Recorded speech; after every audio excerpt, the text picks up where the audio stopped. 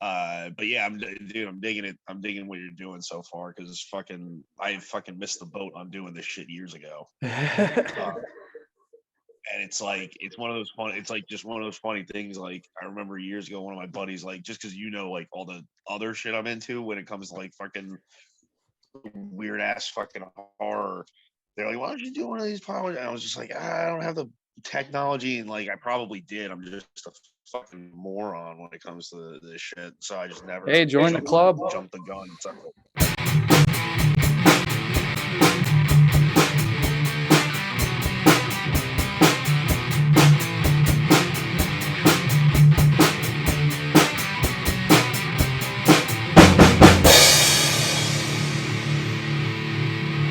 Hello, everybody, and thank you all once again for listening. We are your hosts, Colin Peters. Jeff Manfred. And this is Jeff and Colin in the morning. Today we have a special guest with us. Ladies and gentlemen, please welcome Tom Milinkovich. Hey, what's happening, guys? What's going on? Tom, would you mind introducing yourself to everybody? Yeah, my name's Tom Milinkovich. I still would say I'm an amateur filmmaker. I've been working in the field for fucking ever. I still do stand-up comedy. And part of the reason I'm here today, Colin's and I have been friends since Christ, when did you come to the sales? Was it 2008 or 2007? 2007, I think. Were you which freshman class? You were the year after like Horner and all that, right? I was in the corner. Oh, you were in with one? All right. So then holy shit, you guys fucking met us.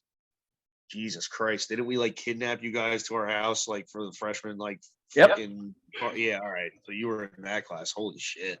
You survived. Very carefully. But holy shit. I mean, that was one of my favorite.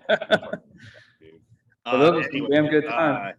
Yeah, I do comedy and shit too, but as Colin knows, I'm a huge fucking weirdo horror fan. Yeah, I'm gonna try my best to give you some funny thoughts on the movies we're doing today. Yes, you are. And I felt like you were a perfect candidate for this because we're going to have a versus episode today. And it's not going to be whether which one's a good movie versus a bad movie, because they're both bad. Yeah, it's funny when even you even when you asked me about this whenever it was a week or so ago, in my head I'm thinking, I'm like, of the remakes, that might be one of the worst ones. Like it like from the get-go of it, like from the opening of it, I don't know if you guys feel the same way, but it feels like am I watching Final Destination or is this a fucking Freddy movie? I'm not exactly sure. Oh, there's the hand. All right, maybe it is a Freddy movie. Okay. That's right. Today we're going to be talking about Freddy's Dead, The Final Nightmare versus Nightmare on Elm Street 2010. Boy. That's just some shit. I don't even know where to start other than, you know how there's a star rating for movies that are good or movies that are bad. I can't even give this movie a star rating. I give it piles of dog shit. Yeah, we're starting with Freddy's Dead, right? Oh, yeah. Yeah. All right. Yeah, I second your dog shit comment. Thank you. Yeah. Freddy's Dead came out, what, 1990? It was 90 or 91. I shall look that up right now. You know what? It doesn't even matter. Nobody gives a fuck. It was like the crescent of the 90s end of horror, basically. You know. New Line Cinema actually wanted to end the Freddy Nightmare on Elm Street series, and that was their full intention. What? Dude, they did end that fucking series. I would 100% agree. I mean, first of all, did either of you guys feel like this is the first time I watched? I basically was like, when I was asked to do it, I was like, oh shit, I gotta watch it. And like I was saying as we were talking earlier, like I literally watched it like the night before. I watched this last night, fucking 6 hours ago.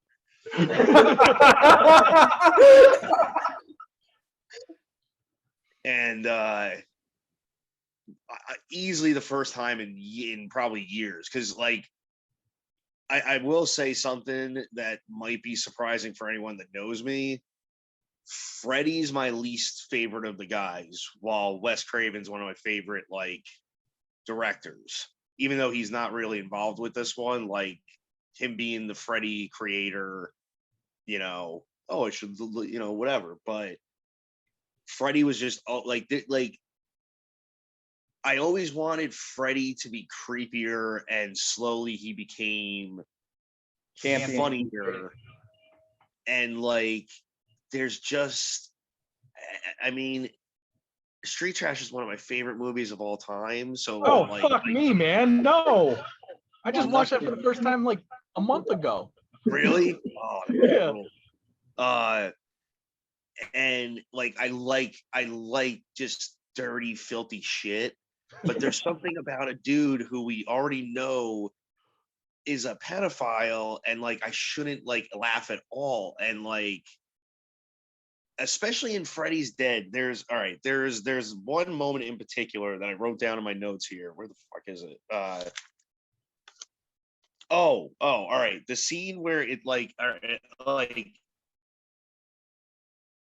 all of the stuff with Death Kid, like leading up to him killing him, was fucking lame as shit. Like, I feel like they could have done something, even like it's the 90s, like you could get away with, certain stuff you can't really get away with, obviously, in today's world. But like, I was just like, this is lame. You're just dancing behind the kid and like, whatever. And then it finally got like kind of schlocky good when he gave him the hearing aid back. And like for like 2 minutes, I'm like, all right, this is pretty good. This is pretty good. And I was just like, it still falls short. Like he blows his head up by like fucking messing with his like deaf shit, and it just falls short. Like, but everything leading up to it, I'm like, you're Freddy, and this is so lame. This is so like, who is writing this? And like the whole friggin' time, I'm like, is this movie rated R or PG-13? And I finally figured out that it's rated R, and I'm like, that is the weakest fucking R rating for a horror movie that I can remember in recent watching years.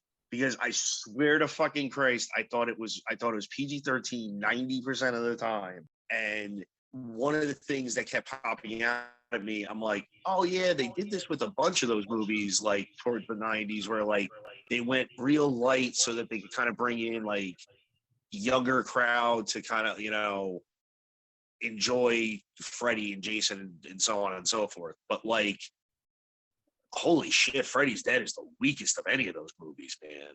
Oh yeah. Holy. Well, if you think about it, if it's coming to the end, they wanted to have as much fun as possible. Like they brought in the fucking gamer glove from Nintendo. That scene where it's like you're fucked. So it's like, what the fuck were they actually thinking? Well, yeah. It was also directed by Rachel Talalay, who was an executive producer for all of them, like from the very beginning. She's a part of everything from New Line, and for some reason, I guess like New Line was doing something with John Waters' movies, so she knew quite a bit of his crew, and they came on and helped film Freddy's Dead, and that's why it has this like super over the top, like campy comedic thing, because it's basically John Waters' crew making the movie.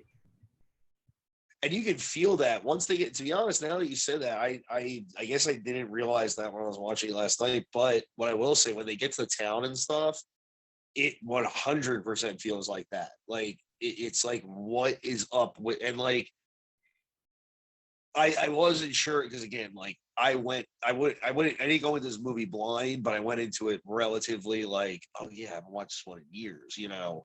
And again, like, so when they get to the town, he made like the one dude actually makes a comment that like actually made me like, I'll admit, it really made me laugh. But he's like, "Where are we, fucking Twin Peaks?"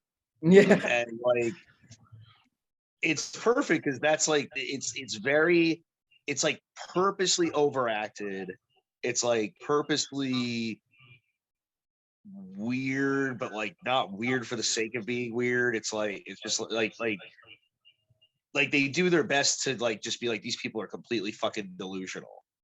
Um uh and it has this like, it does have this cool kind of like, is this a dream right now, or is it like this the actual town? Has the town like just gone fuck, like the whole town went crazy? um but what I also will say, like, that's my positive about that part, but my negative is somehow, some way, you got fucking Roseanne Barr at the height of her like comedic career, and she says the least funny fucking lines in the whole movie. Dude, Like I was like offended. I was offended by that. I'm like, it's not, and then that's when I had to look up when was this out. Because like if it was like a little bit earlier, I was like, you can let it slide. But I'm like, this is like Roseanne, um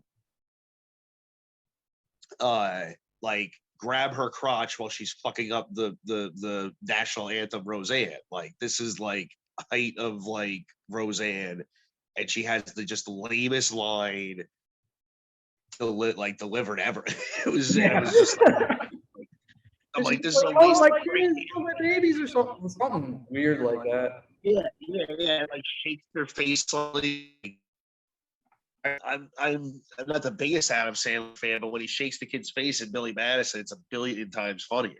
Yeah. Like,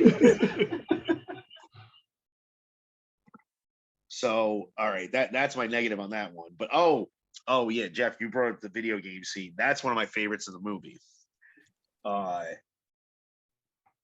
I think whatever right here. I like all right, this part was dark as hell, and I feel like it would have worked perfect in a different Freddy movie, but because of this one's like, where are we going? Where are we going?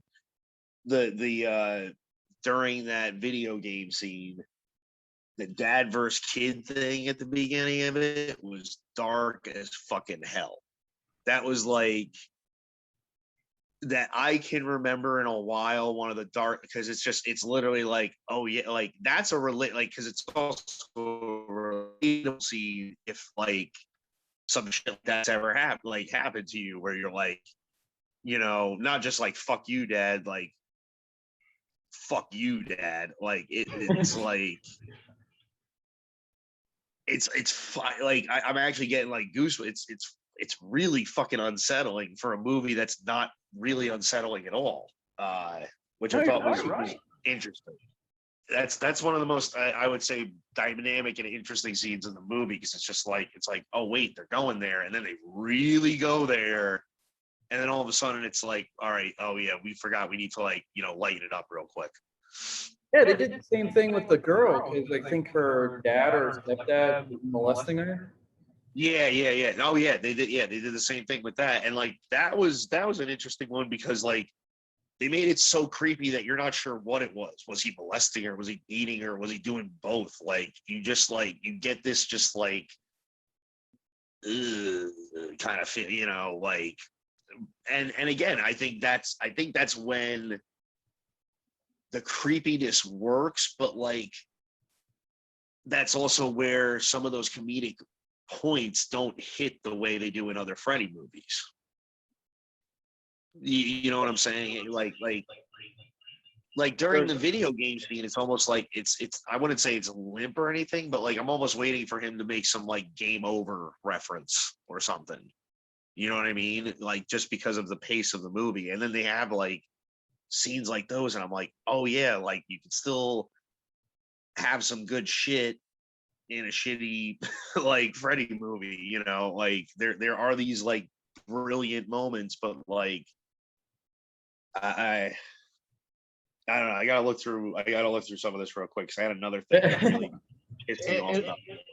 It almost seems like they were trying too hard to lighten up a moment that they shouldn't have. So like the video game moment, dealing with the dark. Start back up here.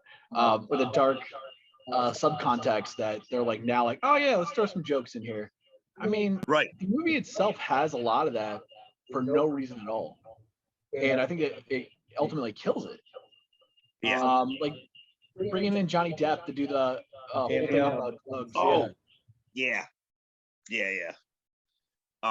Actually, the Johnny Depp was one of the, I think, plus points I put in here because I was like, I always say that because most of the Johnny Depps that have been in those films, or especially the early 80s, like don't even want that shit on their IMDb page. So like the fact that he like comes in a few years later and actually does that quick little cameo, I was like, oh, all right, you're not fucking, I mean, maybe you are now, but you're not an uptight prick in 1991. Like, he did have a different name. He went by Oprah Noodle Mantra or something. Oprah? Was he still going? I didn't even realize that. Was he still going by that shit at the time? Or was he like Depp yet? I think he was still Depp. Because I think he just did with Scissorhands. Oh, that's right. All right, that makes sense. Yeah, because I was about to say, yeah. So again, like even more. I mean, like it's mad cheesy, but like it's one of those things where I'm like, yeah, like good on you for not being Kevin Bacon about this shit. Well, there was also a really cool story for anybody who knows the Freddy stories that when they made Wes Craven's New Nightmare, they wanted to have all the original cast and crew back, or as many as they could. And Wes Craven actually wanted Johnny Depp to come back and have a cameo in that. But for some reason, as the story goes, that he was too timid to ask him, Wes, and he approached Johnny at one point, and he said, "Yeah, he would have done Wes Craven's Nightmare too." I feel like I heard about that in one of those what do you call them, like retrospective things on Freddy. And I was trying to like maybe you probably know better than me, but I was trying to like timeline it. Maybe was he filming something like major at the time too that would have maybe conflicted or some shit? I honestly don't even know. That would have been, I'm trying to think, that would have been, fuck, what was that, 90, was that like 96 that the New Nightmare came out, or? I think it was 94. Oh, was that far back? Okay. Because it was 20 years later. Or 10. That makes yeah, okay. Shit. So anyways,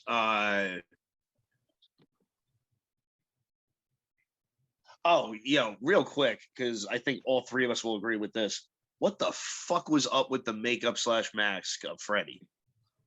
Dude, that got worse as it went on. It just seemed to be like a joke in itself.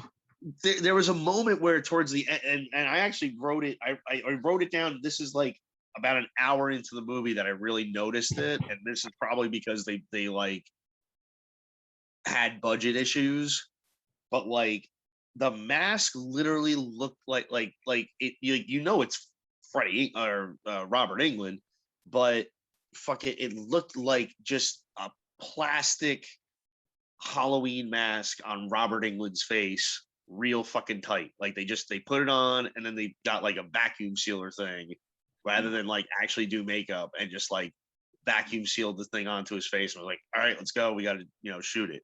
Because there's like nothing like there's nothing dynamic about the way it looks in this one, like until like almost the end where I forget what happens. Either she scratches him or slashes him or whatever, and like it's like, oh yeah, that tendon that hasn't moved in his face has like blood coming out of it now. And like it's the only, that's like to be honest, is the only scene where I notice like he looks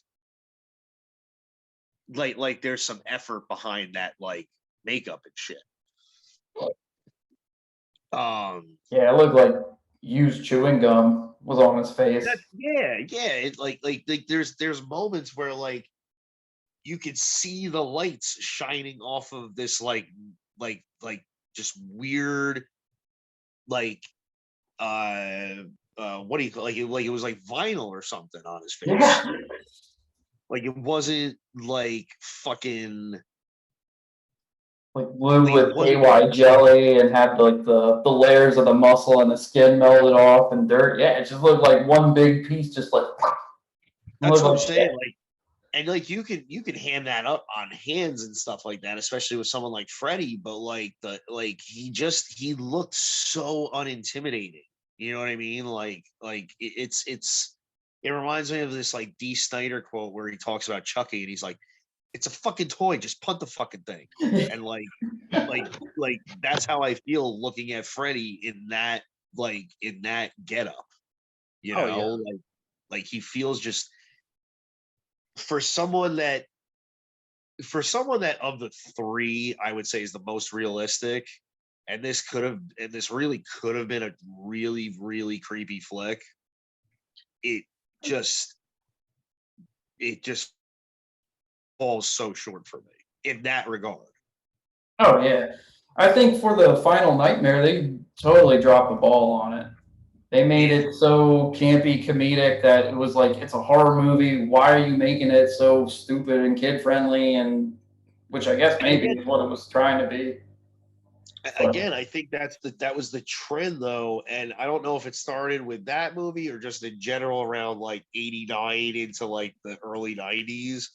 Like horror just I don't think it was not selling. I think in general horror was killing itself, while at the same time studios were just kind of like exhausted on the slasher in general.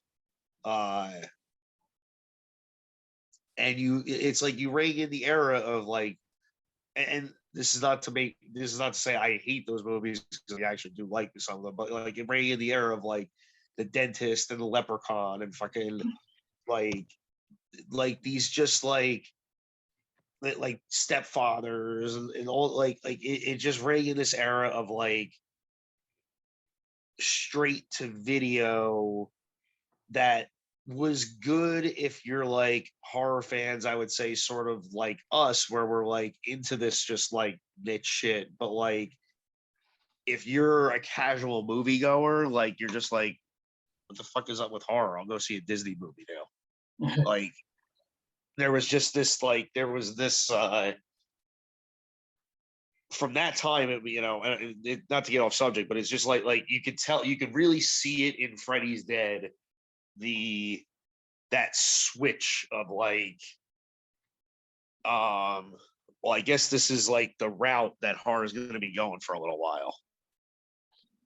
Yeah, because then we got Bride of Chucky and all them like building off of that. So like they had so much comedy, it killed the horror.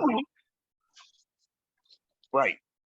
But in between there, we had Wes Craven's New Nightmare and Scream. But so even Scream, right, and that's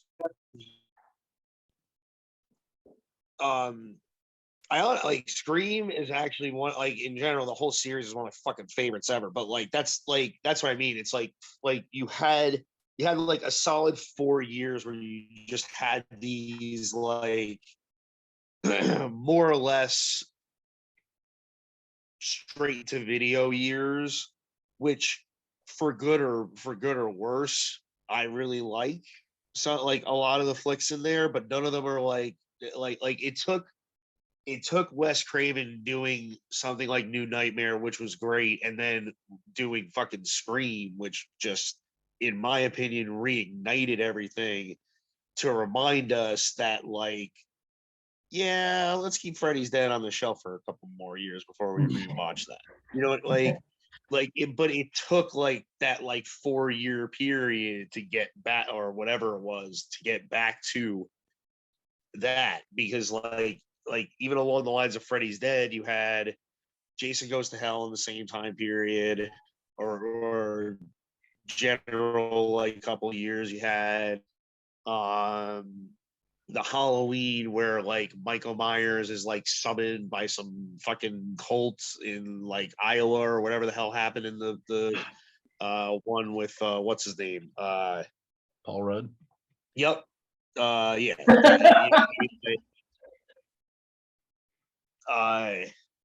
So yeah, you had this theme of like in general at the time, like we need to like we need to get away from the horror crowd and bring more people in, where what you actually did was like just push fucking everyone away for like a solid couple of years. And I wouldn't say it started with Freddy's Dead, but Freddy's Dead is like a prime example of like, you know, that they had a budget, you know, that they had, you know, it had all the specs to be better than the three of us see it as, and it just wasn't. No. I mean, that if it wasn't for New Nightmare, people would be raging for Robert Englund to come back for another one, you know, one last time. 100%. I mean, because thank God, like they said, yo, we gotta come up with something else, because obviously Freddy's Dead was just so bad. And that's the thing that probably pisses me off more, is that technically that is, next to Freddy versus Jason, the last in the Nightmare on Elm Street series. Because Wes Craven's New Nightmare is a Freddy movie, but it's not a Nightmare on Elm Street movie. Right, and that's so I like that you put it that way, because that's kind of how I always have, like, and I think a lot of franchises can learn from that idea. Like, you don't need to necessarily remake a movie, but Yeah, no. you See, can. that's another thing that I've told people before, is that that's basically like a remake, and it's by the same director with the same actors, and they just kind of had the budget and they did scenes that, like Tina's death, they redid that, and they just made it look better. Which, I mean, I've said it before many times that the original Nightmare on Elm Street, if you're gonna remake it, you might as well do it shot for shot, because it's pretty damn perfect, really. Yeah, there's not, and like shot, and like a shot for shot remake is not a bad idea if you make it look better than the first time you did it, you know. And but like you even said, it's Wes doing it, so like, I mean, that doesn't mean it's going to be perfect, but it definitely has more of a chance to be uh not somebody else's movie or not somebody else's Freddy, you know. Because no matter what, I mean, you look at any one of the major ones, and I think that's the only one other than, I guess, technically Texas Chainsaw, where the director came back to like fully direct in the whole 9 yards. Mm. At least that I'm like, like I'm trying to think. I'm like, Carpenter obviously did 1 and 2, but he didn't do the rest other than like producing and stuff. Well, he didn't do Halloween 2. Rick He didn't direct Rosenthal. Halloween Yeah, 2? Rick Rosenthal Okay. directed too. So that, but yeah, but he was like involved, like, so like, I mean, Toby did 1 and 2 with Texas Chainsaw, and then Mhm. Wes is the only other one. That's what I'm saying. Like, Wes is the only other one I can think of that like revisited his character. Yeah, I don't think even Sean Cunningham like ever redirected like anything with the Fridays. He was involved. He was involved. He. I don't think he directed or anything like that. But from what I remember, he was at least involved through the first 3. To I think so. some. And then he came back for Jason Goes to Hell, I think, and has been somewhat Yeah. involved Once since. Dimension, once like Dimension was basically buying stuff up, a lot of older people, like older guys that were involved with like whatever franchise it was, started coming back, because like basically Dimension, when you look at it, I mean, granted some of the movies weren't the best, but Dimension basically just bought up all these franchises, dumped all kinds of money into it, and it wasn't it wasn't the strongest at the beginning, but basically they like Dimension, I would say, almost single-handedly revived the horror genre. Oh, I think so. I mean, between them having a hand in the Halloween movies, like when Halloween H2O came out, that played a big part in it. I mean, we can have an opinion on that movie, but still, it was successful and it made an impact back on the franchise again. I remember that was that movie coming out, and like similar to like New Nightmare, even though I was like on the younger side, like it reminded me that like those guys existed. Yeah.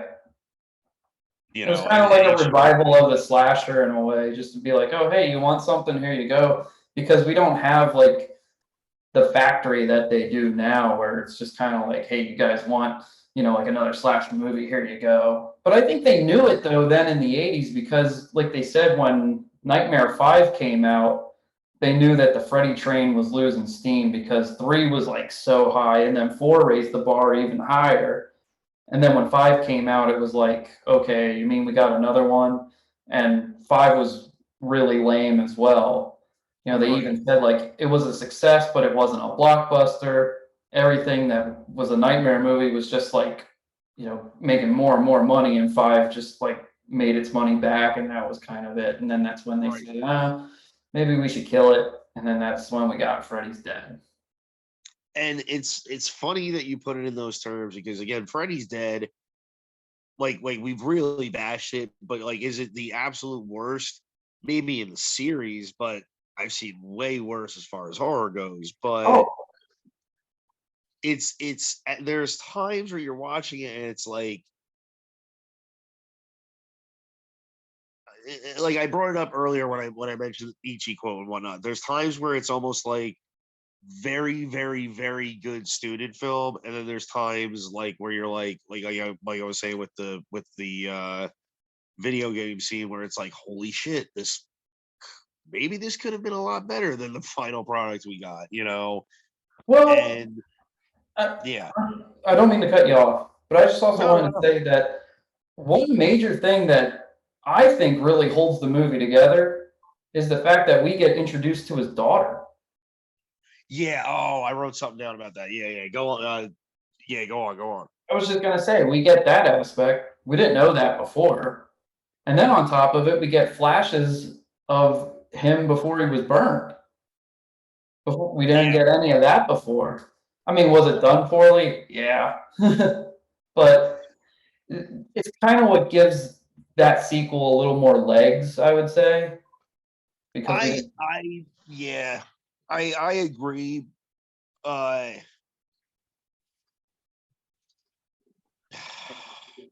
would say also we do get a almost a prequel out of it too. With it being the final movie, we do get to see some of his childhood. We do get to see his dad, which was kind of a big thing. Like obviously it's Alice Cooper, but it's still kind of a crazy concept. Yeah, I like and that's another thing. There's aspects of that I love, and there's aspects of it I hate, and I don't hate it. I just hate that they waited till now to do that in a sense. You know what I mean? Especially with these bigger franchises, something that just like kills me sometimes is like a new plot. And this is not that I don't care about it, because I actually really do like it in this case, but a new plot that I don't care for. And it's like so you go into Freddy's Dead basically knowing this is, at the time, this is going to be the last Freddy movie, that this is it, like whatever, and there's a couple moments where you're like, oh, all right, that's what the plot is, that's actually kind of cool, whatever. And then like all of a sudden there's these like little like M. Night, like, what a twist. And it's like, oh wait, maybe it's that guy that's actually the kid, or it's that girl that's the kid. And then like they go back to it, like, no, this is the kid, like this is the, this is the story, like this is his kid. She found his like, playroom or whatever, and like that's how, it adds these like cool dimensions to Freddy and the character, like not cool, but like, like, oh, maybe he's more sinister than they've told us over the years. but it bums me out that they wait until this movie to like come up with that idea. Like it's like it reminds me. I used to write these sketches called Cocaine Dreams when I was in fucking college, and it would basically be like directors like Wes Craven and shit like that talking about a movie like Freddy's Dead, and just being like, oh yeah, it's a fucking great idea. All right. Yeah, he's got a kid, but like we don't know which kid it is. It's gonna be a girl. No.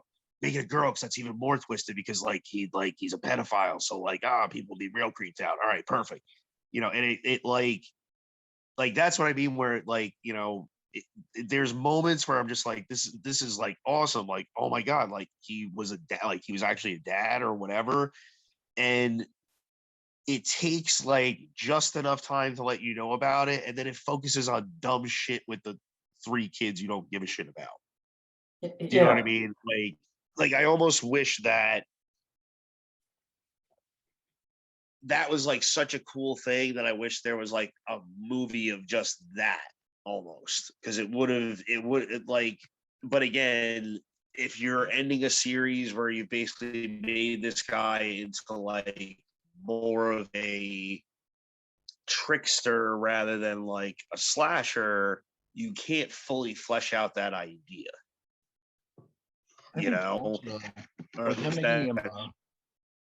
With him making a dream demon out of him instead of it being just a slasher, like you said, like you're bringing in a supernatural aspect, and you're now changing the platform.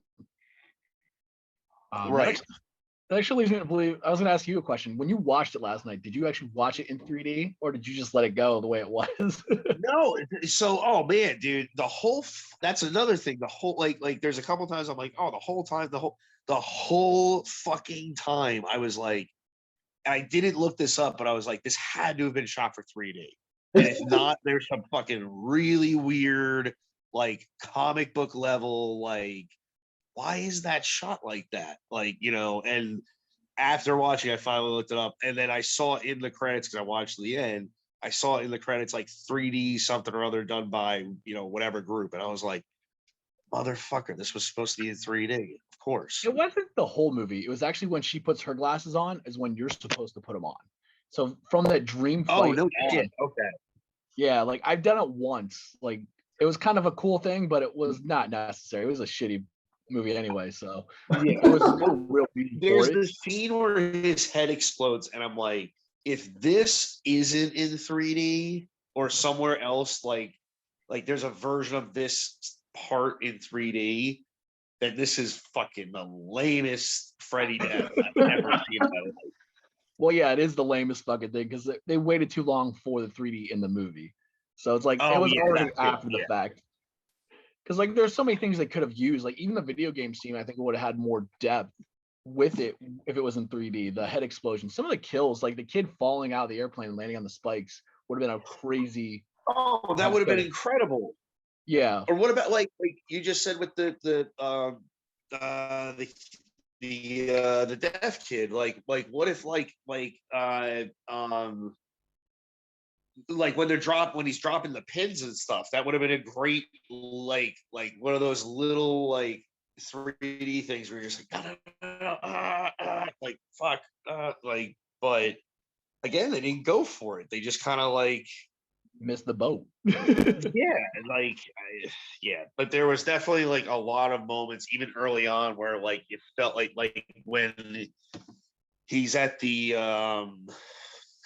clinic, orphanage, whatever it was, and like the drops are falling on his head or whatever. There's these moments where like as someone who is familiar with obviously like 90s 3D and all whatever, I was like, I wonder if this was supposed to be 3D. And like I said, I didn't figure it out until the credits finally ran, but I'm almost like I gotta watch now as much as I poo-pooed it all this first like half hour, I gotta watch it now in the 3D version, just because like I gotta know what that looks like in 3D.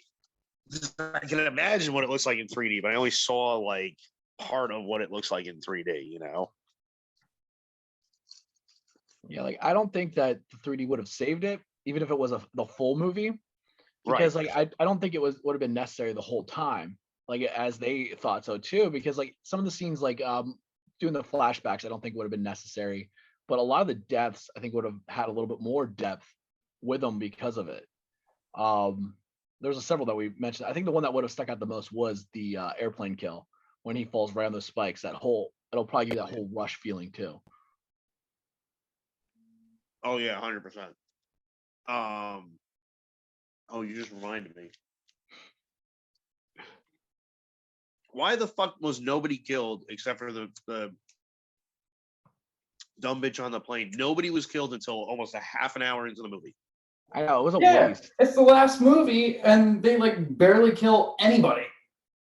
Like, you couldn't sprinkle in like one or two kids that maybe like sort of survived one of the other movies, and like, even if it's fake deaths where like he sees them like get slashed or something while he's chasing the other kid to remind him of his roots. What the fuck? It's the last movie. There's no fucking death until 30 minutes in. If it was, they should have brought in some of the final girls that survived, or even some of the other survivors, just to like, if it is just flashes or nightmares or whatever, just give us something. Well, there was a rumor that there was going to be an alternate script that they considered where the Dream Warriors even come back and help. I think it was Jacob from Part 5. He's like all grown up. Oh, yeah. But I'm glad they didn't go that route, because I think Part 5 is another one of those movies in the franchise that should just be like non-existent. It's a waste. To me, anyway. Yeah. Honestly, a lot of the sequels in that series aren't that great. But you can say that about any horror series. I mean, like the only one that really might have some solid ones are probably Friday the 13th, and that's kind of stretching it. I 100% agree with you, but I think I think there's some in Halloween, but they're sprinkled throughout. And I'm a Halloween 3 apologist, so don't be. No, Tom Atkins, man. Oh, great. I mean, like me and Colin have talked about it. It's, until like the last 4 years or so, it being my favorite Halloween movie used to get me fucking like thrown under buses. Like, you're a horror fan. Why do you like this movie? And yeah, recent years it finally like gets the credit that I think it deserves. But absolutely, yeah. I mean, it's definitely flawed, but like everything that they had, like making it an American Horror Story before American Horror Story, I thought was just genius. And it's not like they couldn't bring Michael back eventually. With Freddy, you don't have that. He's the franchise. It's a Nightmare on Elm Street for a reason. I mean, Halloween, you can plug in anything with that title, but A Nightmare on Elm Street is A Nightmare on Elm Street. Yeah. Well, it's funny you bring that up, because it's the same with like Friday the 13th almost. Like, it wasn't always Jason, even though it became the Jason series, obviously. But like, yeah, Nightmare is like, it's Freddy. So for me, one of the big things over the years with those sequels is either, and this is why I like certain ones more than others, but there's never been, it's like Nightmare on Elm Street, New Nightmare, and Dream Warriors for me. Yo, we've had that conversation before, and if you ever notice, Wes Craven has his hands in all three of those. Right. And it's like they're all excuse me. They're all strong horror movies in their own respects. Like, one sort of funny, one sort of like, holy shit, this is creepy as hell, one sort of like a little of both. But they all have like a place, whereas like other series are like, I feel like Halloween after 3 is just like a churning fest. Oh, it's a choose your own adventure. And I love those movies, but like, it just like, all right, what are we gonna do now? Like, someone's giving us money. Let's, all right, I guess we're gonna do the Mike thing again. And like, same with Friday the 13th. Like, all right, this Jason guy, people love it. Who's he gonna kill next? All right, fuck, who's he gonna kill? Where's he gonna kill next? So let's figure. How's he gonna kill him? Right. So it's like, Whereas Freddy, it's a whole different thing.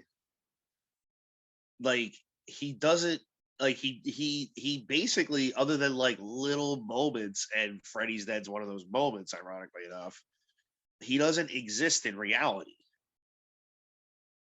Like he is a real thing that did it, like he's a real person that did exist, but now he's like just a figment of all these people's imagination.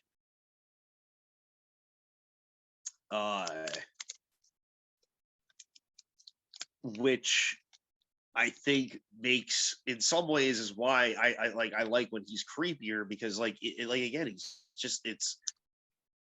like Jason is like this immortal thing, this being, but like he walks down the street of Manhattan, so he is real in some sort of way, you know. Tangible. Yeah, like, no matter what, he's gonna be right in front of you. You can touch him and feel him and breathe on him. Right. You know, there's something there. Like Freddy is only, and that's the other thing that I thought was interesting about Freddy's Dead. Freddy's only vulnerable in reality. Like, so long as you don't dream or like go into like his world, quote unquote, you're safe. But how safe can you stay? Because every person needs sleep. Like, Yeah. you know, Jason and Michael, if you train for like a Spartan race, I'm sure you could probably at least survive for a couple days. Like Freddy, like again, the moment you're finally tired, like you're vulnerable to him. Like, and as we found out in the 2010 remake, they talked about this thing called micronaps, where no matter how hard you try to stay awake, the mind then subconsciously falls asleep just to recharge.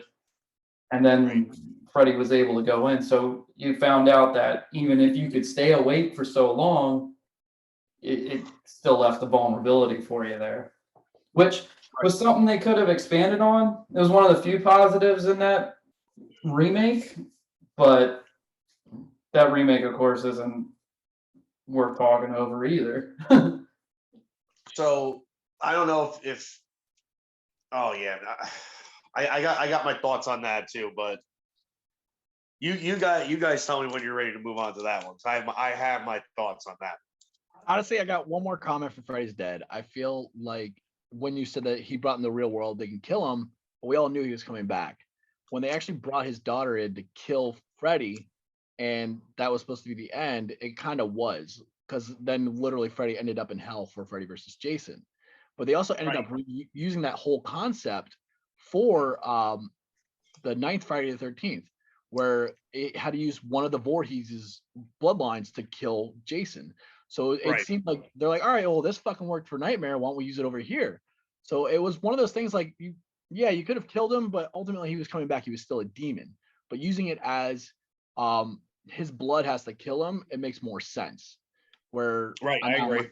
Rationalizing a piece of shit, but it's still a concept that ended up being regurgitated down the road. And I will say this, you make a good point, but they didn't mention that the bloodline had to be something that was going to kill Freddy.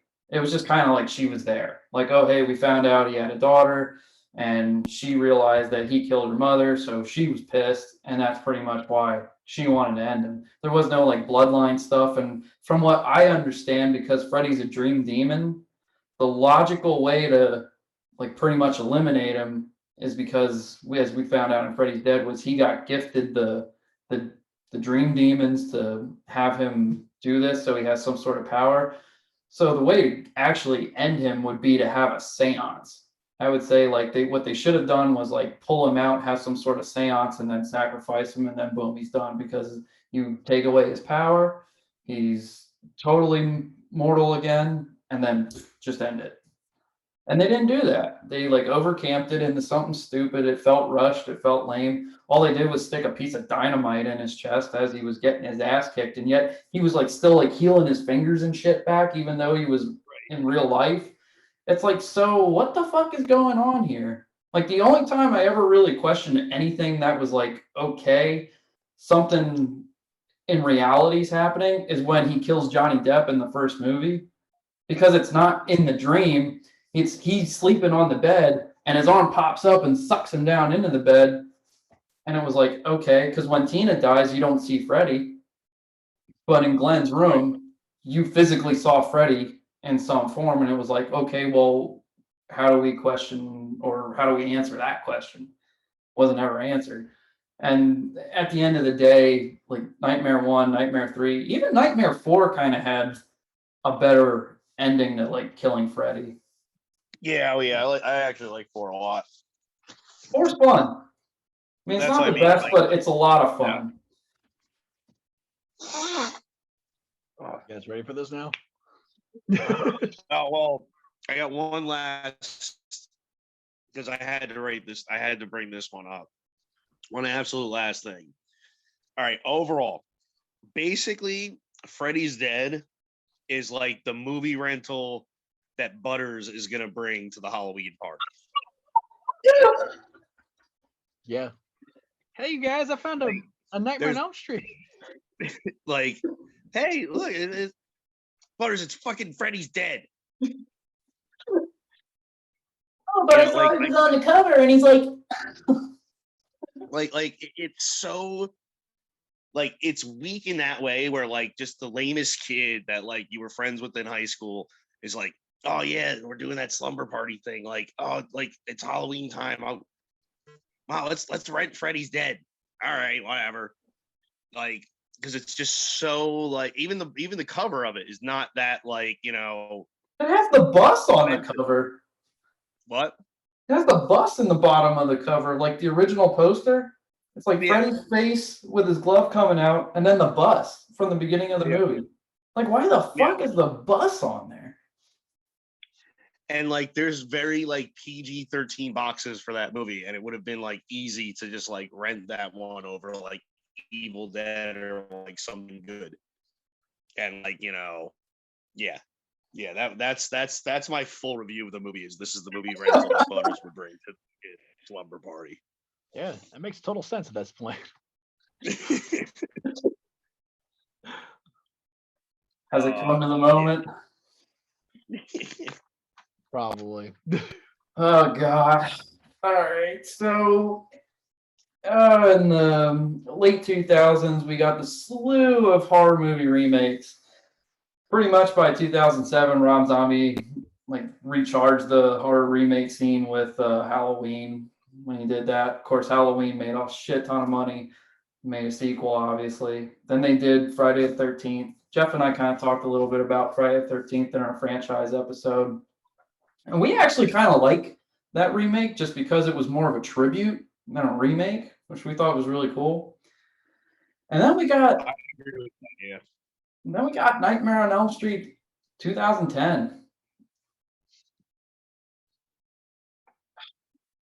Directed by Samuel Baer, who did Nirvana, Smells Like Teen Spirit, Garbage's music videos, maybe some REM, which I'm not knocking the guy for doing music videos. I mean, it's an art in itself, but I just feel like this was just a train wreck from the get-go. Like, I mean, I think the camera work in some scenes is really nice. I like the lighting. I like a lot of the atmosphere that they brought in. But when you do a remake, especially a remake like this, you got to remember that the original Elm Street house is iconic. You got to bring that back. They didn't bring that back. Yeah. They focused way too much on the child pedophilia. They didn't even say anything about Freddy being a child killer. So when he dies, he's just a ghost, and he, like, I guess there's like a hell for ghosts to have a workshop where he makes a metal fucking glove. And it's like, okay, if I was a ghost, yeah, sure, I guess I'd do that too. And then you know, then they make him more of a sympathizer, and I was like, I see what they were doing, but at the same time, I was like, you don't sympathize with this guy. Fuck no. You can't. No. And so it's funny that you bring up the that I didn't even I guess I didn't even realize it because at this point I was a little bit baked, but fucking again, I watched this right after watching Freddy's Dead last night. Oh my god, I'm So so I sorry. mean, I had my own little like personal torture porn moment watching both of these back to back, but fucking it's funny that you mentioned he doesn't that like they don't really mention being a child killer because as much as the pedophilia like makes you say like of course I fucking hate this guy or whatever, like the added factor of like not only was he a diddler but he was a fucking killer just makes him completely unredeemable. and Exactly. and for that time period of just like viciousness, like there was some like really good vicious flicks that came out. Like there was some shit I fucking loved from that time period, and that like obviously whatever.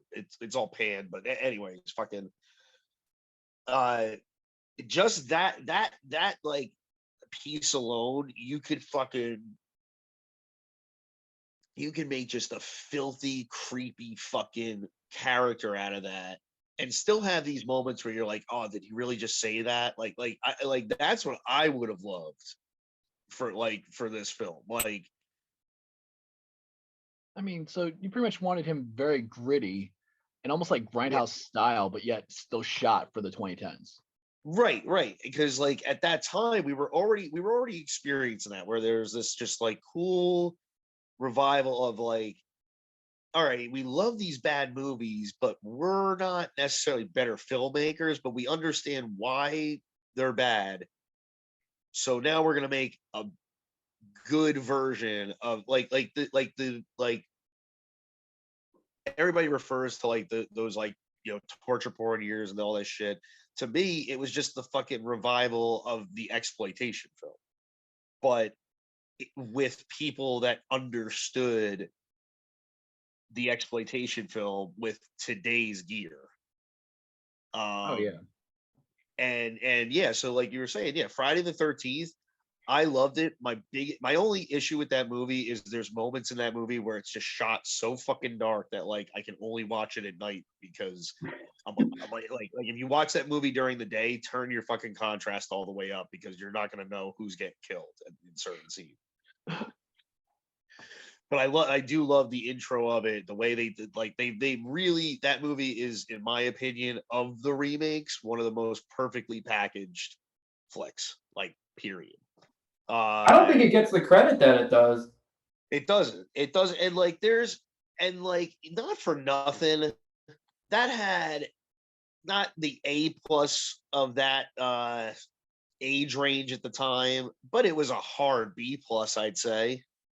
Like you had the dude from what's it called, Charmed or whatever, fucking Supernatural. Supernatural. That's it. Fucking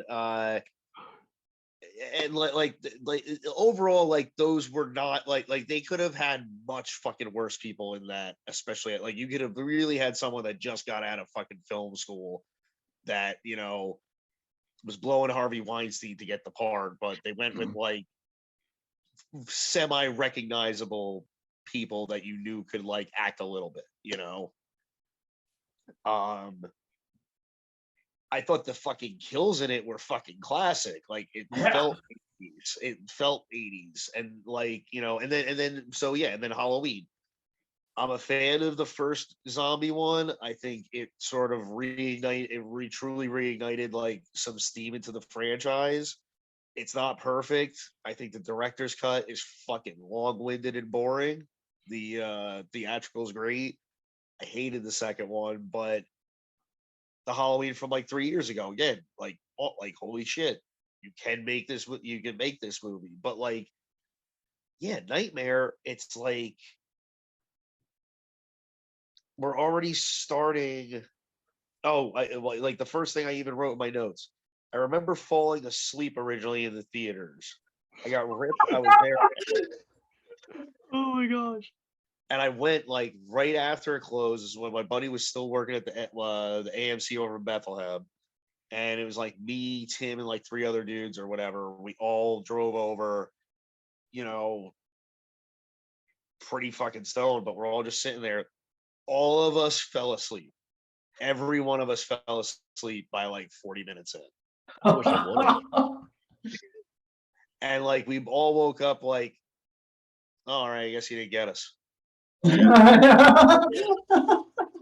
Like, and so it took me like a year to rewatch it, and holy shit! I mean, in a comparison of the two movies, watching them back to back, only like whatever it was 6 hours ago or so, fucking. I will say it was definitely creepier than Freddy's Dead, and off the bat, A+. Someone died in the first 10 minutes. And that was even a reshoot. Yeah, relatively lame death, but someone died in the first 10 minutes, so it does get +5 points for that compared to Freddy's Dead. Doesn't the kid slit his own throat in the middle of the classroom? Originally, it was supposed to be like a pool scene, like in 2. Yeah. Yeah, but I mean, a lot of shit with 2010, though, man. I mean, I don't blame Jackie Earle Haley. First of all, Robert Englund's Robert Englund. That's his role. It's going to be hard to top. And when somebody comes in to replace that, you kind of want to do your own thing anyway, because replacing a legend's never easy, and you got to win over an audience. But at the same time, I felt like what he had to deal with just wasn't good at all. Like Rooney Mara and pretty much all the other kid actors, they sucked. They were horrible. They were terrible. Yeah, they were fucking terrible. I mean, it's not even Nancy Thompson. It's Nancy some dick fuck, whatever the hell her name was. It doesn't even matter. Nobody cares. And every parent was a single parent. Like the mom she had no dad. The Kyle Gallner character, his dad, who was Clancy Brown, who was the principal. Like, where was his mom? Like, the mom. Well, I remember thinking like even back then, I remember thinking like, and I hope I don't offend anyone because I tend to say things that are a little off color. But my parents stayed together, and like at least a dozen of my friends stayed together. I know like at least 80% of my friends have broken up parents and shit. But like what is everyone in this town just a fucking swinger? What's going on here? Like I thought like I was thinking that too. Like, what is up with everyone not having two parents? Like, I get it. The Blink-182 song was big at a few years before that about the kids staying together for the whatever. But fucking like some of our parents stayed together. Like, what the fuck? What's good? Like, yeah. I thought that was weird as hell. Anyways, yeah.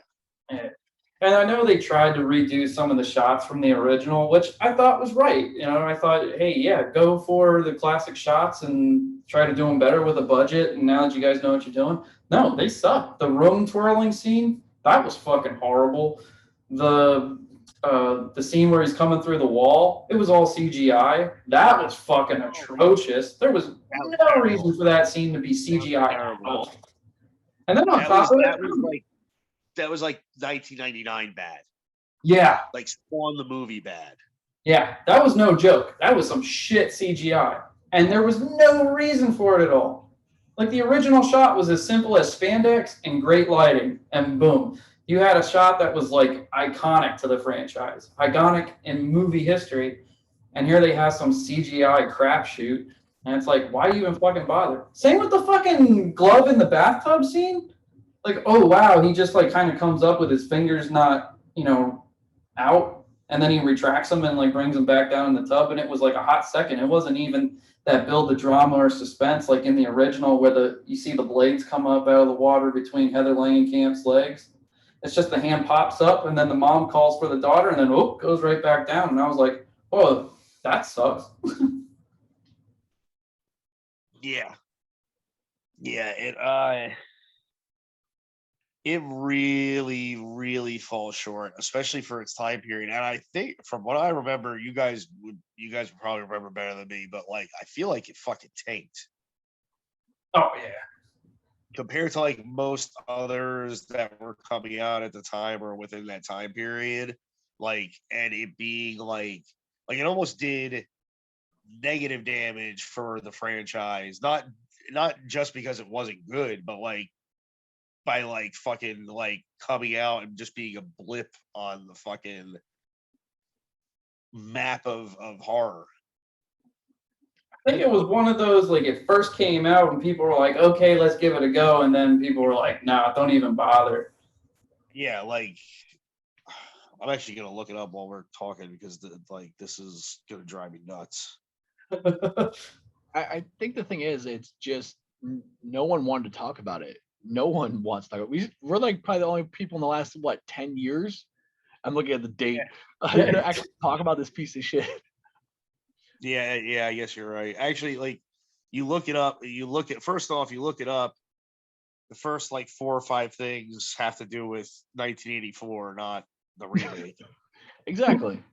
So I'm trying to get to the remake. All right, here we go. What was its box office? Let's see.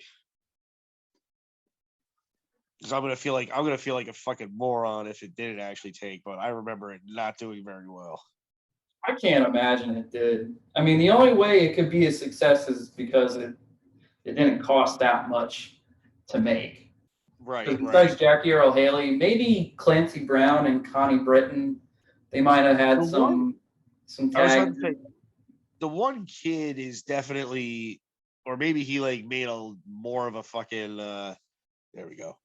More of a fucking wave. All right, so it didn't totally tank, but it definitely tanked by standards of that time. Like, it was a 35 mil budget. Our box office was 115. Okay, so it made a profit. So they made their money back.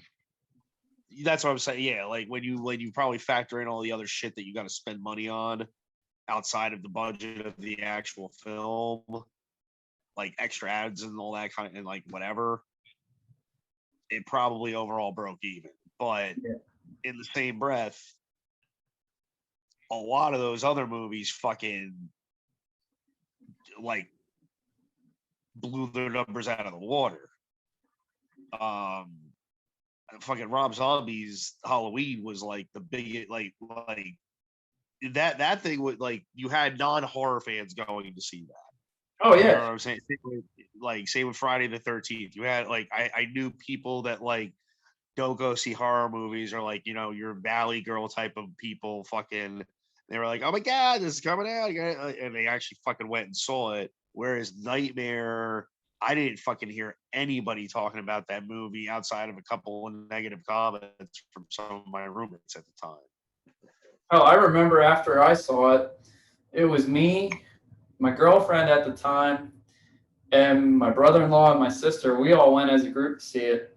And then the 2 girls went to the bathroom after the movie was done, and my brother-in-law comes up to me and he says, we just had like nothing really to say. And he just says, it's a good movie.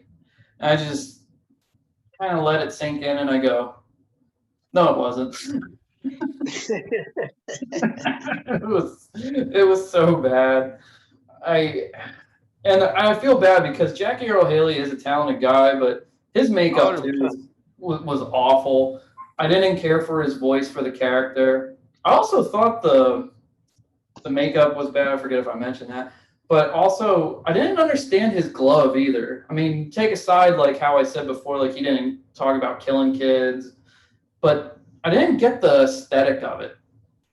Because it wasn't like it was attached to the actual fabric of the glove.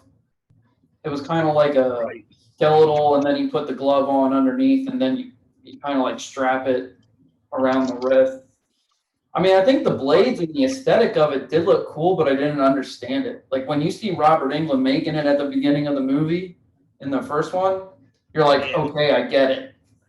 This, I was like, what the hell? And you didn't see that. And that's a creepy way to start the Elm Street series, was the making of the glove. Like you see the sweater, you see those old grimy hands, and that's all you see.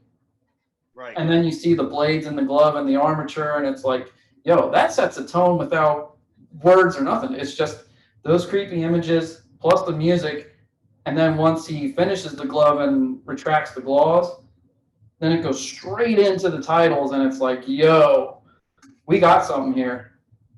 2010 didn't do any of that. You know, well, see, the thing is, and so I feel like this happened not just with remakes, but with like the new ideas that came out during that time, some of which I actually really liked. Valentine, for instance, I think it's an underrated one. Oh, and Tom Atkins? Was he in that one? I think he was the sheriff, and it was Jensen Ackles was the main character. Yeah, like that fucking heartthrob guy or whatever, right? Yeah. One, all right. Supernatural. Also, that no, not My Bloody Valentine, like just Valentine. Ah, okay. It was called where he wears the fucking Cupid mask and shit. Oh fuck me, no.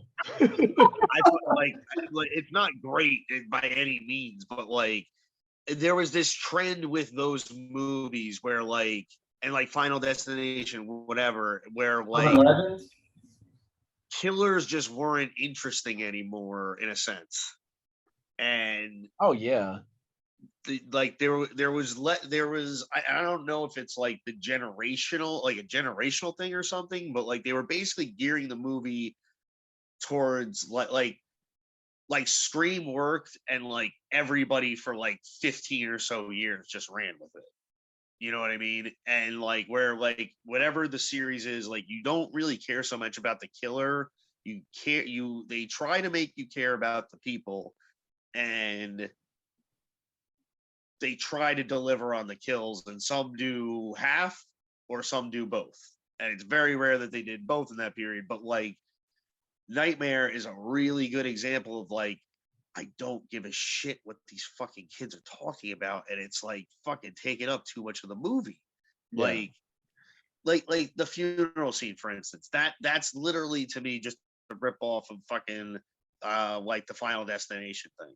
And I'm like, this is like, for me, I'm like, this is useless fucking dialogue. I don't give a shit about this. Like, let's speed it up, you know. All right. Like and like if you know anything, and like I guess if you're like totally blind, like maybe it's a little bit interesting. But if you know anything about any of the nightmares, have seen like one of them, oh, that's me when I was a kid. All right, so Freddy was either a fucking janitor or something on some place where all these kids hung out, and like their parents don't want to know about it. Next, let's move. Like the subtext is there. Like fucking like we don't need to like keep figuring like, oh god, it fucking dragged. Jesus Christ, it dragged. So the best way to explain it, the plot got in the way of the movie. They'd spent more time developing this fucking plot than actually doing the movie. That they didn't need to develop. No, it was literally just like, here is what it should be, and then this is what we got. And and exactly, they're shaking their head. Like everybody's fucking. All three of us are shaking our heads, like, and like at a loss for words after like having like a half decent. Like you can't. It's such a fucking offensive movie to horror fans. It is, because how can you fuck that up? It's like that link I sent you where that guy was talking about, you know, if you're an independent filmmaker, it's kind of like okay to fuck up because you have a reason to. Yeah. But when you have a studio and when you have a budget, there's no reason for that shit. Like, okay, I heard Rooney Mara said that apparently she didn't like the franchise. She didn't give a fuck about the character. So she just got a paycheck and checked out. To me, that's like a big fuck you. And I'm like, yo, Heather Langenkamp made a fucking amazing character in Nancy Thompson. Now, yeah, I agree. And she just like totally shit on that character. Now, don't get me wrong. I think the writing was also really bad for that movie in general. Maybe it was also the editing and a producer's thing. I don't know. All I know is it was a fucking train wreck. I don't even know exactly what it was that you could do to save that piece of shit. I think the best way to save it is flush it down the toilet and make sure it never comes back up the fucking drain. I even think fucking It the Clown will throw that piece of shit away and say, fuck you, I'd rather eat a kid, which he does. Dude, it's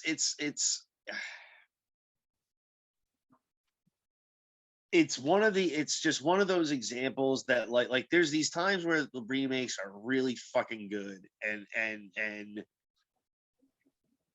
I sometimes tend to watch some, like, even though I grew up obviously, like, being like a VHS head and shit, like there's times where I've watched some of the good remakes and I'm just like, man, I could keep coming back to this, and I do. And then you watch something like this, and I hear like, so the fact that she was just in it for a paycheck.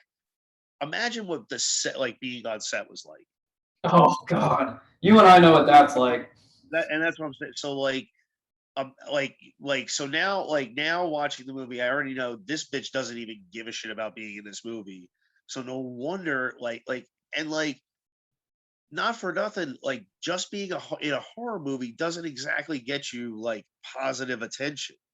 Like, Yeah. even if you hate this, like, fucking suck it up. You're gonna be in something that a lot of people are gonna see. Like, do your best regardless of hating it. Like,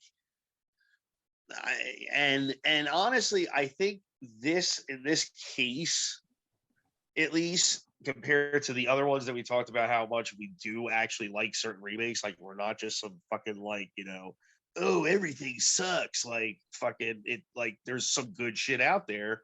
But fucking Nightmare, just it's like an example of when producers just get too involved.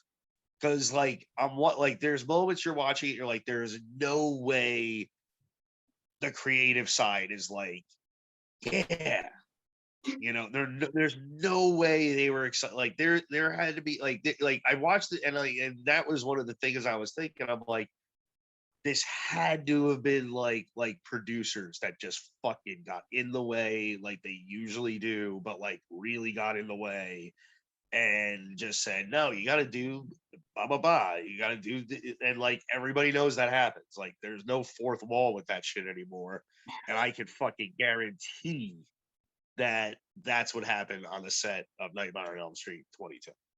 Because there's no way creative was just like, this is fantastic. All right, cut and print. Like, there's no fucking way anybody was happy. Yeah, because if you hear Samuel Bear talk, he does know his stuff when it comes to filmmaking. I mean, yeah, okay, he hasn't made major motion pictures, but you can't fault the guy for that. Right. So what you're saying to me is like if there could be a director's cut out there that might save this movie. No, absolutely not. No. I don't think there's enough film on the cutting room floor to do that. In my opinion. I don't even think if you re-edited it would save it. Because I know there were some scenes that we saw in I'm gonna admit that I owned this movie at one point. There was in the special features where they showed some cooler nightmare sequences that might have actually saved some of it. But as a whole, I don't think you can. Even if, like I said, even if there was a director's cut out there, it was already too much trash going on. Like, if they were focusing more on the kids and away from the killers, where we as an audience are geared towards the killer at this point, we needed that. And with all the remakes that were happening at the moment, they were so geared towards building up the development for the killer itself rather than the dumb kids that are going to die anyway. And I would say, like you said, about there's multiples out there of remakes that we all enjoy. Like, I can name like 3 off the top of my head, and I probably have already. But I would say, take for instance, look at Texas Chainsaw. The remake on that one actually developed the characters better than this movie as a whole. I mean, shit, the movie was what, an hour and a half, and it felt like it was 4 hours long because there was no fucking point to it. It took me 3 days to actually figure out how much I hated this movie after seeing it for the original time. And it's sad because that character throughout the history of horror is a big staple, and you're now tarnishing it.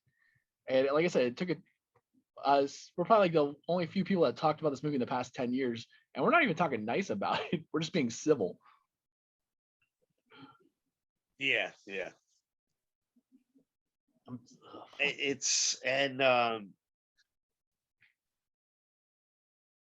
there was fucking there's another point you brought up before, like the whole replacing Robert Englund, and my 2 cents on that is it's it's damn near impossible because he's fucking one of the guys in a mask. Yeah, Tom, you're talking about how it's hard to replace Robert Englund. And oh yeah. So yeah, it's like fucking replacing like a singer in a band. And Perfect example. It's like I mean one of the obvious ones like fucking like something like AC/DC. And like I know it's like not a lot of people like people's favorite fucking band or whatever, or like, you know, and for obvious reasons because they have fucking it's Robert Englund is just is such a staple that like whatever's replacing it better be damn good. And what's his name? The Watchmen guy actually is a pretty good actor, but it's you're putting a size 5 into a size 12 that already exists. So making it fit is damn near impossible. And now, like that, dude, oh my god, I just feels totally different knowing that one bitch didn't want to be in the fucking movie. Yeah, that just changes my whole opinion about the movie. I just don't have, yeah, I don't know. I'm like at a loss for words in general about the film just because of the fact that like there's someone in the movie that literally just didn't give a shit at all, and it makes like, fuck yeah, how can you not fail? Like I just now that I think like I'm just like, how can you not fail if you have someone already in your film that's just like, yeah, fuck this shit. Like I think it was more than one, to be honest. Like she just might have been more vocal. There might have been other people like, fuck it, let's just do this. Yeah. And like I said, at that moment, there were so many remakes and there was such a slew of them that they probably were just like, fuck it, it's a paycheck here. Fuck off. And that's probably the main problem with it. And then, like you said, the producers putting their dick in everything. So it just kind of wrecked it out on top of it. I mean, I think there is, I'm like, is there really anything good that came out of it? I go, there's probably one scene I could think of. Talking about the micro naps where they're falling asleep in the store and he's fucking them up. Yeah, it was something to add more to the lore of the Nightmare on Elm Street story, but I think it would have worked better in a sequel than a remake. Yeah. I mean, granted, we did get Scream 4 because of this fucking movie. I'll give him that. That's true, and that movie was that was a perfect example of we're not making a remake. We're calling it Scream 4. It is essentially playing the remake rules, but like it's a true fourth installment to the series. Like it's not just Halloween 4 and, you know, is this kid his sister? Is this kid his daughter in some weird way? Like, what is this kid and why does she seeing, you know, fucking this weird version of the Michael Myers' mask and fucking mirrors and shit, you know? And that doesn't mean I don't like that part 4, but yeah, Scream 4 is just very fucking good. Yeah, I love Scream 4. I think that's another very underrated movie. Like I remember when I heard people say like, "Oh, this is so boring. They want the internet attention. Like, what was that all about?" And they'll go to extreme lengths to kill people just to be, you know, an internet sensation and famous. And I'm like, do you not like see social media? That's what people do. That movie was a reflection of society at the time and the dumb shit people would do. It was kind of like that Family Guy skit with Tom Green where he's like he's like sucking milk through the udder on the cow and he's like, does anybody still like me? Yeah. That's what Scream 4 was showing in everybody's face. Oh, absolutely. And that's why I was like, it's awesome. And people are like, nah, that movie sucked. I'm like, why? Because that's you? Yeah, I thought it was fantastic. Yeah. I thought it was fan-fucking-tastic, man. That was another one I saw at that theater for fucking free, but that one I went back at least 2 other times, so I paid for it. Well, you gotta support Wes. Yeah, Nightmare. I don't care if the studio sends me a fucking piracy letter in the mail for this, but fuck you. Fuck you, I didn't pay for it. Anything, they should be giving money back to everybody who did buy that piece of shit. Like, I'm sorry, here's some money. Please like our studio stuff again.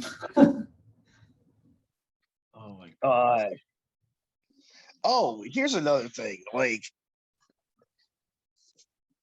what is with all of these movies from this period, and like especially the remakes? Like, all of them look like every single one of them looks the fucking same. I noticed that too. Weirdly green, and it's like not fucking like something will like go out of focus here. Like it's just like Jump scares out the ass. Oh man, it was so bad. Well, you remember, like in film school, they taught us whatever you want to make a scary atmosphere, you always want to put like seafoam green gels over lights, and it was like, yeah, but that's not what necessarily goes into making a scene scary. right. I mean, And I think, but like this movie feels like the guy found that out and was like, all right, guys, do that in every fucking scene. yeah, No, there's not enough green. Fucking cut.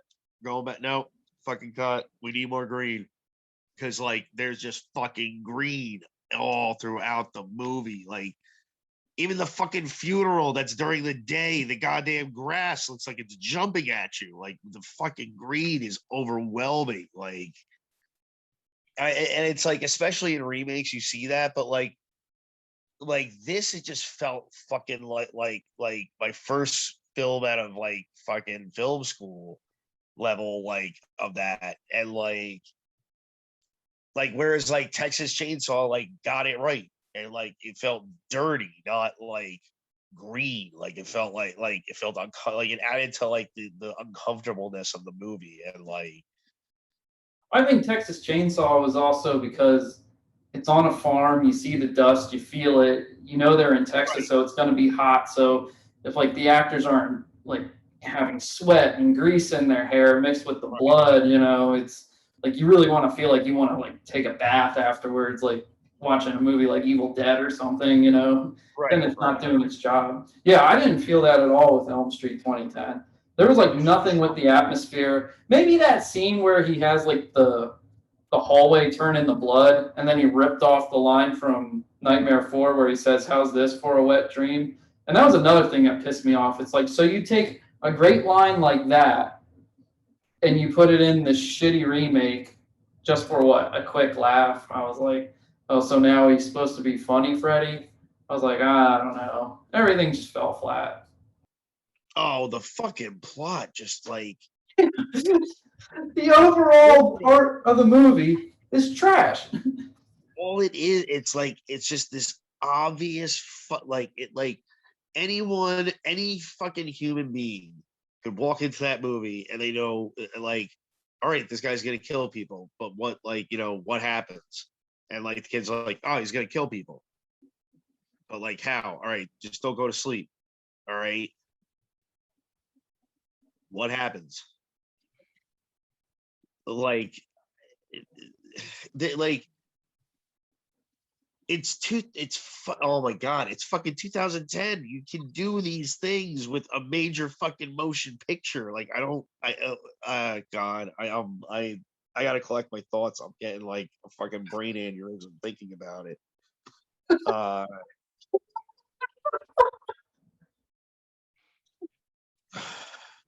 When she falls asleep in class, like that like looks so cool, but like it fucking, even that falls short. Like Oh, it goes yeah. all dark. Like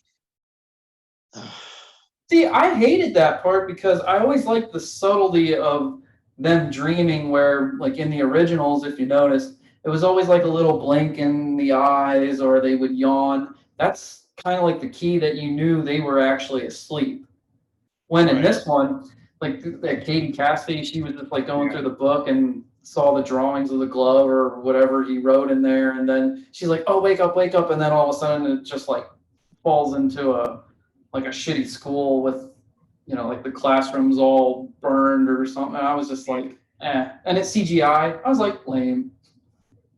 Like I liked it when when like they see the body, like Tina's body bag, and she's getting dragged across the hallway, that walking to the boiler room. I mean, Nancy bumps into Freddy as a like female hall monitor.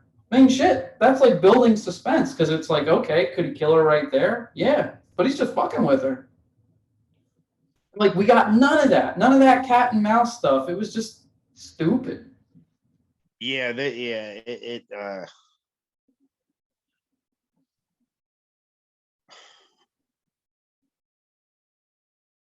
I still gotta collect my thoughts. I mean, it's not even fun to watch. No. The only thing that I could say is it had a more authentic and scary atmosphere compared to Freddy's Dead, which was campy and lighthearted and just all over the place. Like, they actually tried to make it feel like you're in a horror movie. Yeah, it does. And like, it definitely had pluses to that. Like, when you think of this, like, these are two, like which of these smells worse factor?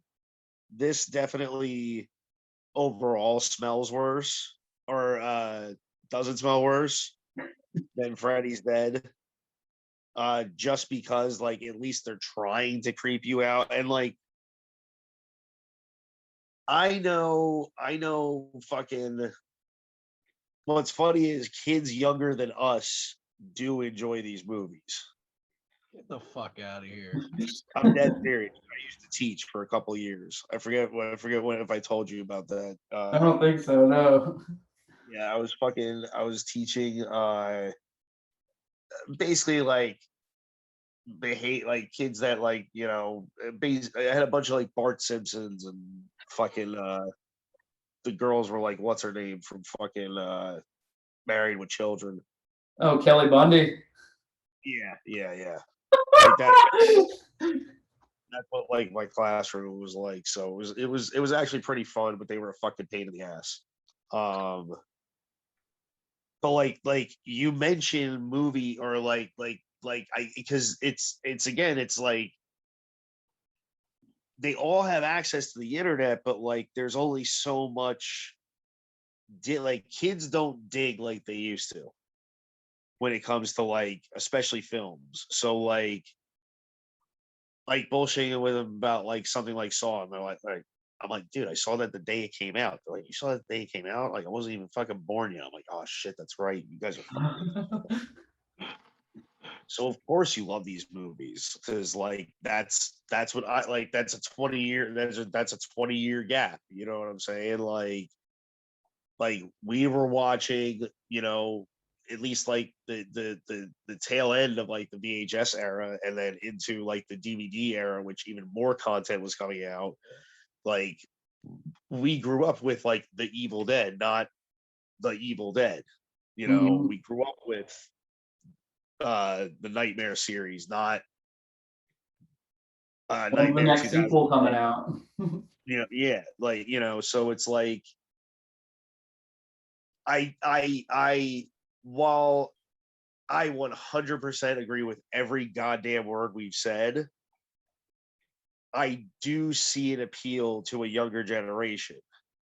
And what I will say too is most of them that at least do a little bit of digging are finally like, oh yeah, this movie sucks compared to like the old ones. Cause like, you know, and that's at least, and I've only had like I said, like the couple years like where I was there, like all those kids were like, most of those kids were actually into some pretty cool shit. They just like were fucking knuckleheads. But you'd be like, oh, you watch that? Like, all right, well then fucking go watch. You know, I know you're if you're getting away with that, I'm not even gonna give a shit. Like, I'll make a suggestion and like fucking be like, watch the old ones, watch fucking the first like 3 Freddy's or whatever, and like get back to me on Monday. Make sure you finish your fucking history homework. But like that's who it's like I said again, like yes, this movie is shit, but it's interesting to have. Like I forgot about that. I wrote it in my notes. Like yeah, like there is pockets that enjoy these movies, like or I should say, like this is their version of Nightmare. You know what I'm saying? While it is shit and whatnot, to a lot of fucking idiot critics, like original Nightmare was like shit and ruining society and yada yada yada. Now I think it had a bigger impact in that sense, obviously, than like the slews of remakes, like the whole original, but there is this other side to these god awful remakes. Oh yeah. Yeah. I like, before I forgot, I had to like interject that. No, I agree with you there. I mean, I think another thing is younger generations now, they don't understand how scary those movies were to us. Because I mean, you know, we're 100%, yeah. 100%. I mean, like the original Nightmare was also pretty revolutionary, even though we had some like demonic possession movies like Exorcist that was around. Didn't go to the extent of Nightmare. You had Evil Dead that was kind of on the same sort of cusp, you know. But the whole idea of the dream and like you can't escape sleep and how vicious Freddy actually was, and like the slow killing and the razor blades, it was just like slaughter massacre. It was like, yo, that's mind fucking right there. And it was great. And it was executed really well. I mean, like even for a cheap ass 80s movie, that still has like some really good actors in the original. And then it's no wonder like the success, because there was a lot of heart in that. And I think that's ultimately what makes it what it is. You know, when you see these, there's no heart. It's just Freddy's dead. Right. Hey, we're gonna like put the 3D gimmick in. That'll put more butts in seats. Right. 2010, here's a remake for you. Hey, remember this nostalgic classic? Well, guess what? There you go. Yeah. And that's kind of what I was saying, and that's what I was kind of getting at with like these days. Well, in recent years, it's kind of finally like they finally pushed back, but like during those that like basically first 15 years of the 2000s, like where 90% of the time the producers were the ones in charge of the film, and there was just other people with like titles. You know what I'm saying? Like, because creative wise, it was just exactly. It's like you just said. It's what else is putting butts in seats? Oh,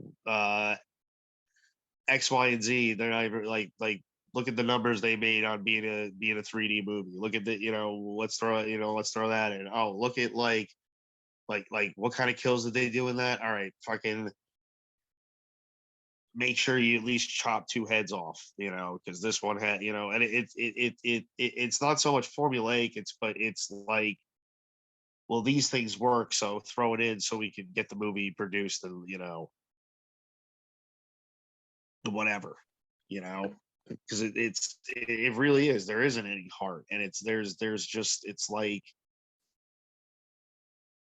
it's similar to like one of the other things like I do on the weekends, but like violence for the sake of violence is just not fun anymore. Yeah. Yeah, like if you're gonna at least be creative with it and like let it tell a story. Yeah, like not to get all fucking like fucking deep, because we're talking about fucking Nightmare on Elm Street, but like there's plenty of fucking real life violence. Like I enjoy these movies to an extent, basically to get away from that real life violence. So like be a little more fucking creative with it, please. And make it practical. Yeah. Like there's plenty of practical ways to make this shit work. Fucking, maybe you should be watching more of the news, because like you're fucking, you're relying too much on goddamn ghosts when like there's like real life shit that you can be like, you know. I just it's the worst fucking thing you can do with a remake is be fucking boring. Yep. Any movie. Yeah, but especially with remakes, like just being like straight up boring, that's got to be one of the worst. Oh God, I hate this movie.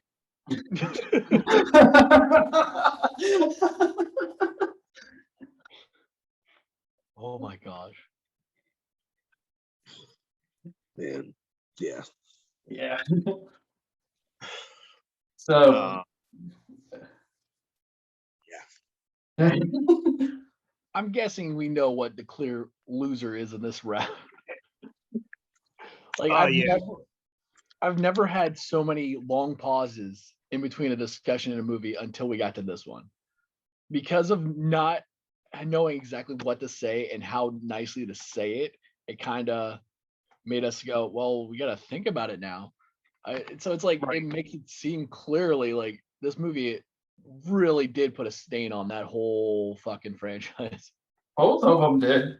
But I'm like, if you're talking about the two shittiest fucking nightmares, and this one is actually making the other one look good, and the fact that we actually had some nice things to say about the other one, where this one we're clearly just like fishing for a good compliment. Yeah. Yeah. It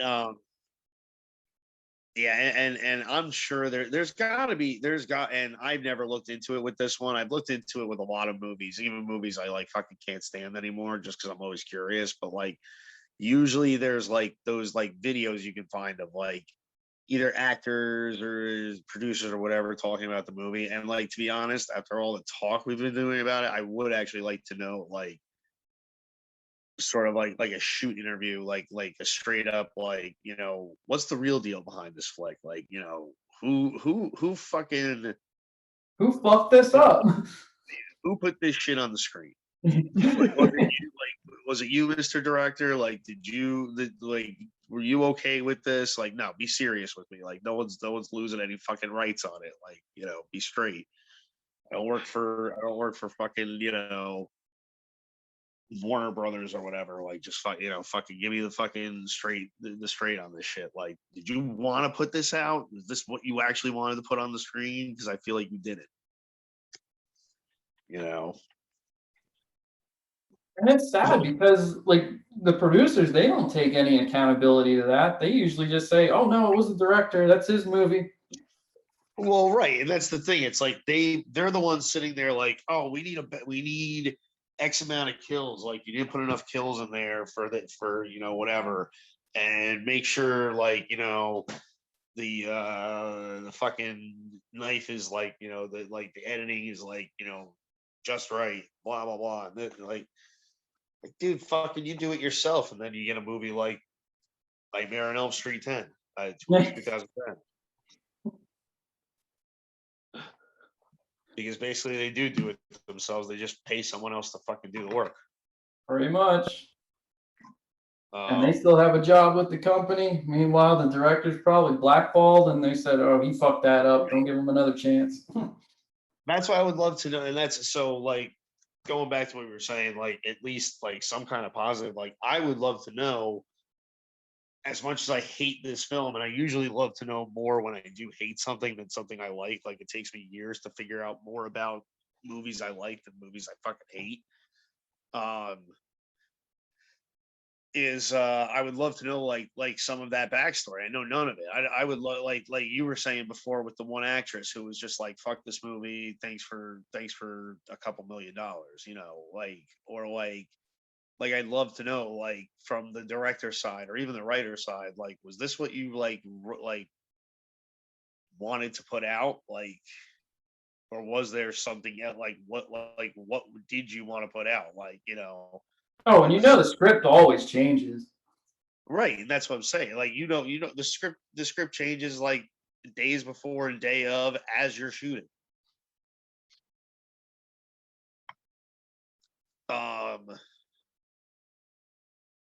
So like those are the things that like I'm actually more curious about all that stuff than I am anything in Freddy's Dead. You know what I mean? Like Freddy's Dead is definitely the winner, but I don't give a shit about any aspect of that. Like this one, it being so bad, I want to know those things. Like since it's that awful. Yeah, it's like a true crime investigation. It's like, what caused this like, I think to be DOA?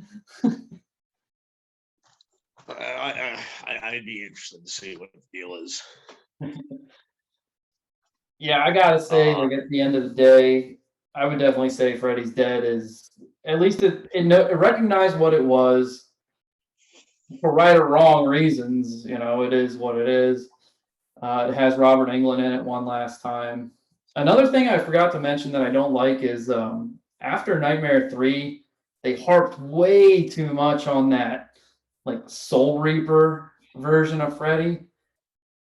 Oh yeah, you're right. I right now for you know, not to plug a fucking plug that doesn't need it, but fucking HBO Max has a shitload of these movies.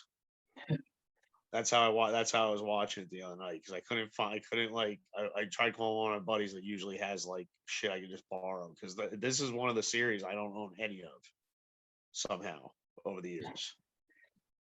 You know, I don't know. I remember owning 1 and 2 on VHS, but that's about it. Like otherwise, I have none of the fucking DVDs. So I was like even scrambling. I was like, fuck it, I'll fucking pay to rent it because I'm an idiot when it comes to downloading shit these days. Just ask me. You might have it on my Voodoo account next time. Oh, yeah. But anyways, it's one of those things where I'm like, well, again, at least this time I didn't have to pay for it.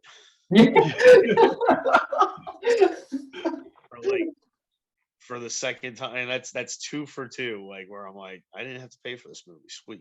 All right, cool.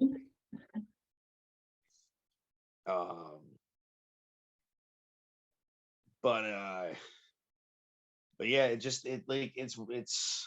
it almost blows your mind that like, and this is why of course there are remakes I like, but like the reason like I sometimes am very harsh with a remake compared to like any sort of new idea is like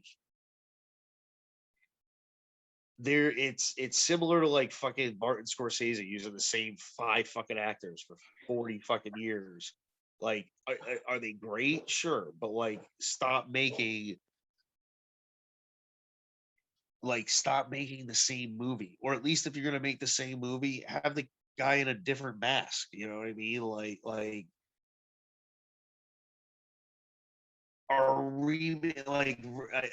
Remakes had like a good run there for a second, but at this point, like let some people, like let young directors like, fucking make something, even if it fucking sucks. Like just let them fucking make it because like it's just the same fucking people like putting out flicks. Like the best thing to happen to horror in general, like ever since this remake like surge is streaming services, because now people, no matter how much, I mean there's definitely a lot of fucking awful movies that get approved, but at least there's new blood putting those awful movies out. Like it's gotten so stale, and like this, and Nightmare is a perfect example of that, where it's like this is totally fucking unnecessary. Like I'm glad the fucking theater industry is or not stage theater, but fucking Hollywood, you know, is fucking failing because like you know what? Products. And they have it coming. I mean, they were bitching and moaning about the box office not doing so hot for the past couple of years. And honestly, if it wasn't for Marvel or some of those other like big box office type movies, and then sequels like John Wick that already like got a reputation, they'd be failing already. I mean, the theater experience has definitely become what's worth going to see. And we've talked about it before in previous episodes, but I think streaming's going to bring back the independent films in a big way and in a better way, because they're going to have independent filmmakers just go straight to streaming. They're not going to have to worry about the studios. I mean, somebody's going to buy it up eventually, but they'll have a little bit more freedom and creativity, probably remake their own money, put that into their budget, and that's how they're going to do it. And they don't have to worry about people going like, okay, do I have to like sit in the theater for it? Even though I think horror is like a great genre to go to a movie theater for, because when the lights go down and you're just locked in your seat and in the theater, there's something about you're almost like stuck and it's claustrophobic, and you know you're on this like dark ride. And it's that goes all the way back to fucking the original famous monsters, or even Nosferatu. Fucking Cabin of Dr. Caligari, like the two things that people flock the most to get away, you know, to get away from per se real life horrors, is horror and comedy. And forever, even back when fucking Shakespeare was making his dumbass shit, fucking critics fucking hated it. You know, so it does, and it's, I think that's, although we hate this, there's still like a whole genre of better things out there, you know, and like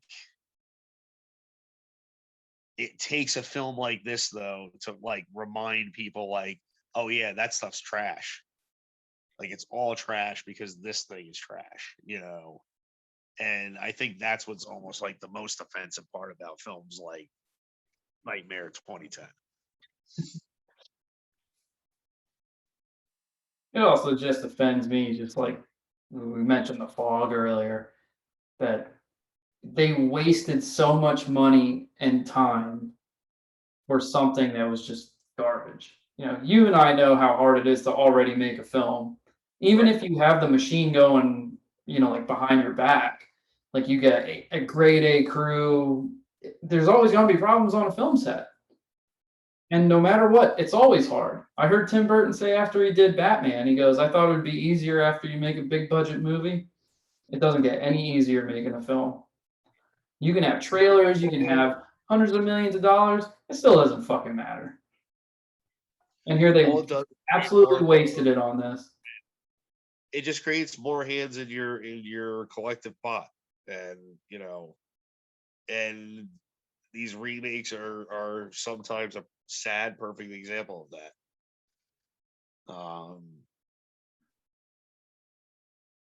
And what it should have done was recharge the franchise, bring it back, you know, bring in something new, give us some more lore, like talk more about the Dream Demons, a little bit more, like maybe Heather Langenkamp could have came back as Nancy. I mean, it almost seems like a sequel after Freddy versus Jason, where they just wrapped it up, would have been 10 times more better than what this remake was.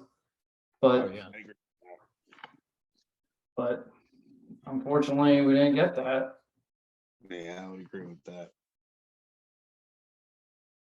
And I think we're at the point now where Robert Englund, even though he's still alive, and as much as we'd love to see him back as a character, I mean, I still would, but it really is time to move on. Where if they remake or redo or just do another Elm Street and a Freddy, it's like, I think it's time. He just turned what, 74, 2 days ago or something? So, and I think I even read an article where he said that the guys who do the makeup for him probably cost more to hire than it would to hire him. Yeah. But yeah, that's our versus episode.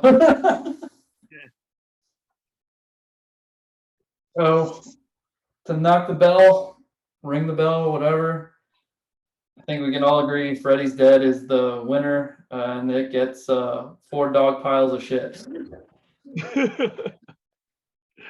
Like I said before, it's a slightly better smelling. Yeah. It's like more interesting because it's got a tin of green in there. Oh, yeah. It's like that weird potpourri your grandma would have it, like the bath. Like, it didn't make it smell better, but it just like neutralized actual bad odors. Like it was just, but it didn't smell good. The difference between a fart and shit in your pants. Yeah, yeah. Yeah. Like you can walk away from one you're carrying with you.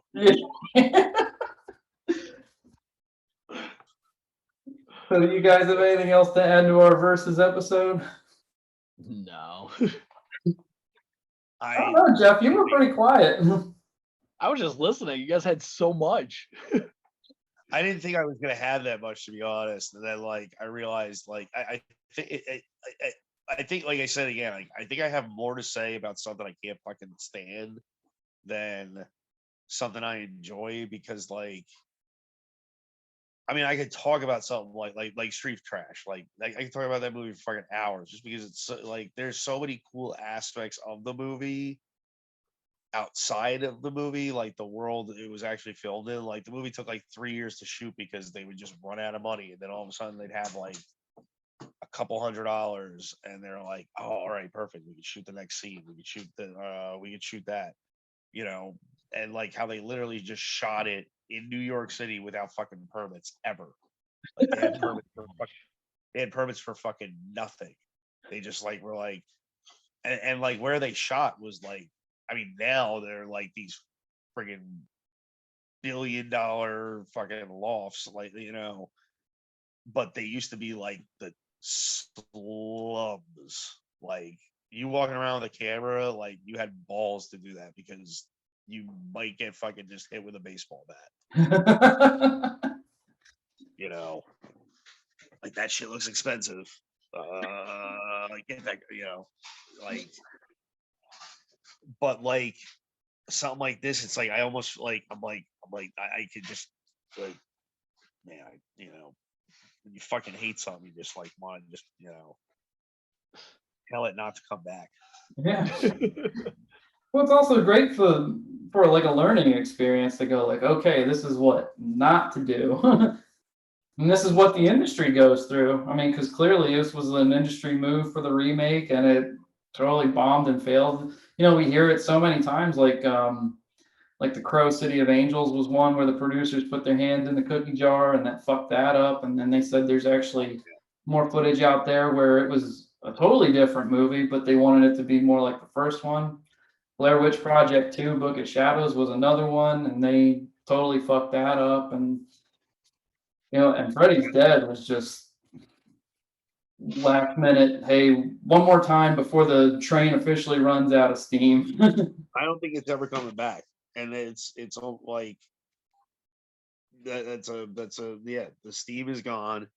I straight up think like Freddy's Dead put like a nail in it. This put a fucking dagger in it. Oh yeah. Like it ain't that coffin ain't getting opened again. You know, and I can honestly see some form of Jason maybe in the future, or well, obviously we're getting at least one more Halloween. I know it's slated for 3, but we're getting at least one more Halloween, which I'm looking forward to. But I think Freddy is gone. They finally erased him from our memory by putting that movie out. I think there's a chance, kind of like what you said about the new generation at some point. Like if a horror fan might come back and they might say like, yo, what about this? You know, this was an interesting story. I mean, they already touched it, so it's not like it's impossible for them not to go back, but say like, okay, let's not do what this one was. Let's not do what the shitty sequel was. Because I mean, like 4 is entertaining, but like 5 and Freddy's Dead were just absolute dog shit. And oh man, like you really have to like watch and go, okay, you can't do retreads in horror films because it just becomes boring and repetitive. Kind of like how Friday 2 and 3 kind of followed that, even 4 to an extent. But it's always about bringing something new to the table while staying true and like giving what it is to the fans, but adding something more and something to add on. Like the micronaps was something to add on, but would it have been better for a sequel? Absolutely. That's why I think Freddy's Dead's still better, because we got to know more about Freddy from the background. He had a daughter, and they kind of went back to like the original idea of like pulling him out into the real world, and that's how you kill him. And you knew exactly who he was, so you didn't like really need to like rehash anything.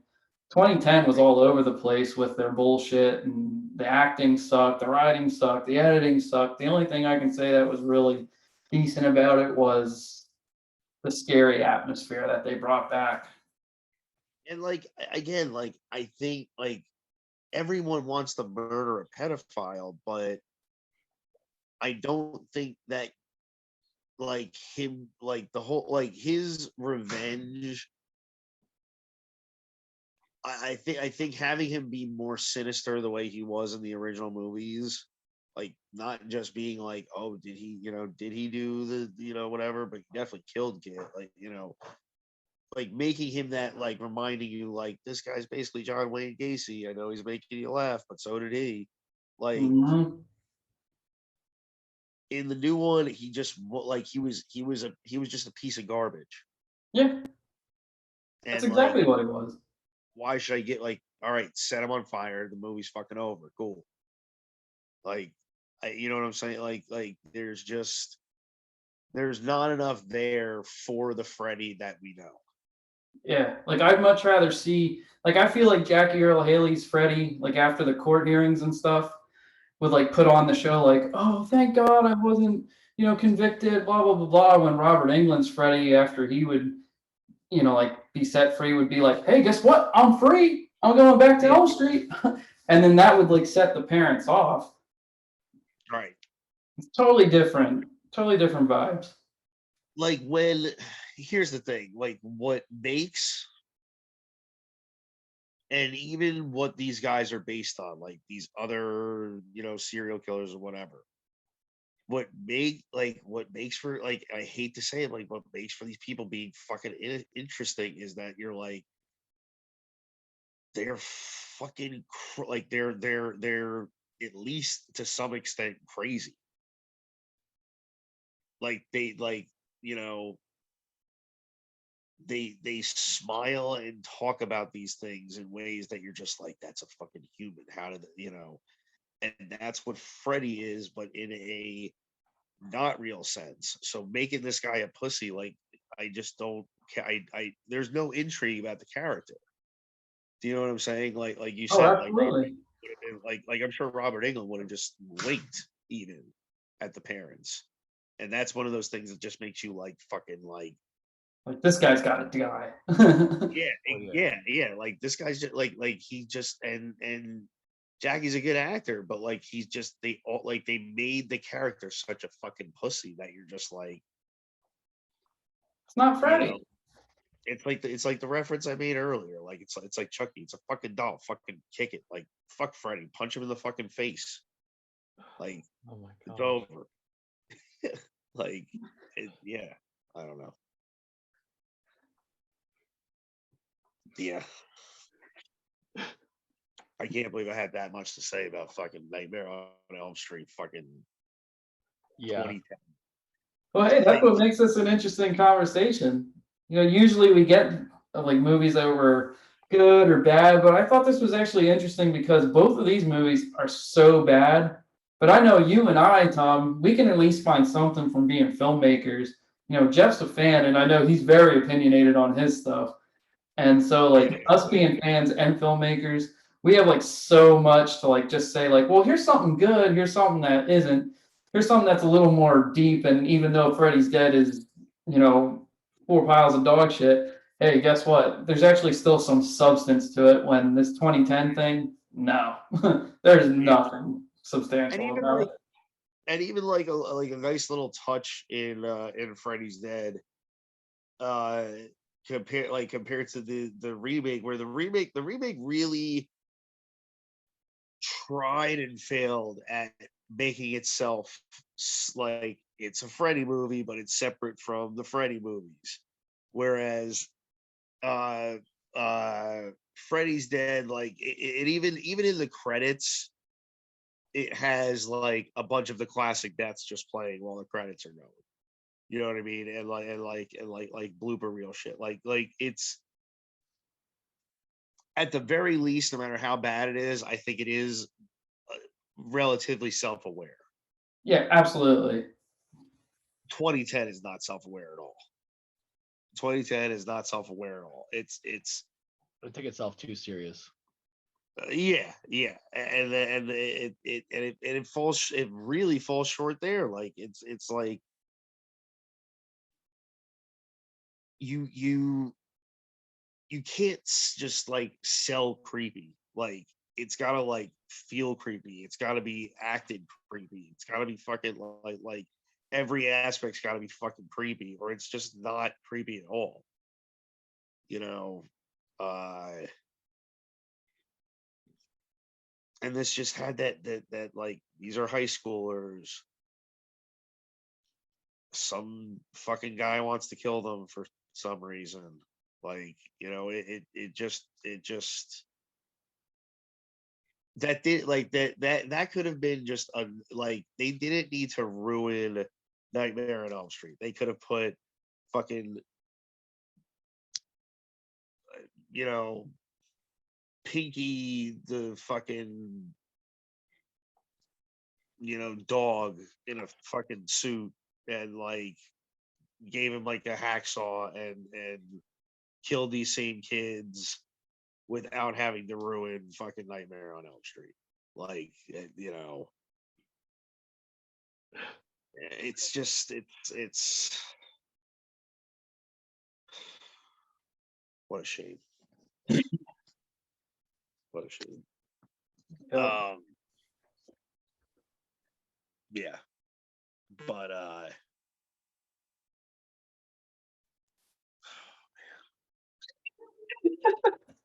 I guess on that note, we could probably wrap it up because like I think so. Everybody, Tom Milinkovich. Thanks for no, I had a good time, dude. Thanks for fucking having me. Shit, man. Fuck yeah, man. I hope we get you back again. This was a lot of fun. Absolutely. Yeah. And keep me posted if any of you, if you guys end up doing any of the those Joe Bob campouts or fucking I think they're gonna be putting out more tickets. I know I'm gonna be going to some of those drive-in things. Will do. They have a fucking crazy schedule for the summer, dude. So yeah, Well, I saw. Yeah, Jeff's already got his tickets to Mahoning. Oh yeah, nice. Yeah, I just got the tickets for Monster Mania in September too. That I'm gonna try and go with one of my buddies that's supposed to be vending. I'm just trying to figure out if I can go for the I think it's 3 days now, or is it 2 days? I think it's just 2 days. I don't know if Friday is still a thing yet. Yeah, that's why I like I always like recently, like now they're like opening shit up. Like I keep missing out on fucking tickets. But I'm planning on getting up there for that one. Nice. Well, Tom, do you want to let everybody know where to reach you at if they want to contact you on social media? Yeah, I'm just on I'm over on Instagram, Tom Nunzio. And it's only semi-professional, but I'm still on Facebook. Tom Nunzio Winks Jr. And yeah, I mean, I'm slowly, at least going into summer. There's some stages opening up again, so I will be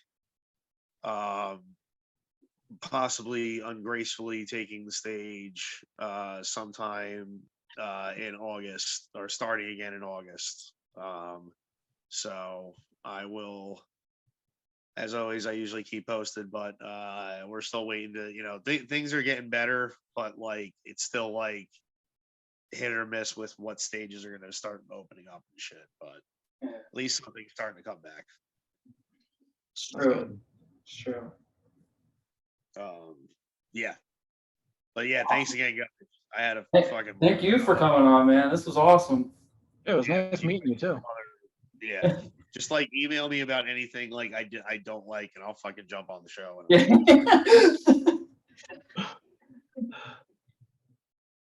I'll definitely keep you posted. All right. Well, that about wraps things up for Jeff and Collin in the morning with our Freddy's Dead, The Final Nightmare versus Nightmare on Elm Street 2010. The special guest, Tom Milinkovich. Thank you all once again for listening. This is Colin Peters. Jeff Manfred. Stay safe. Stay crazy.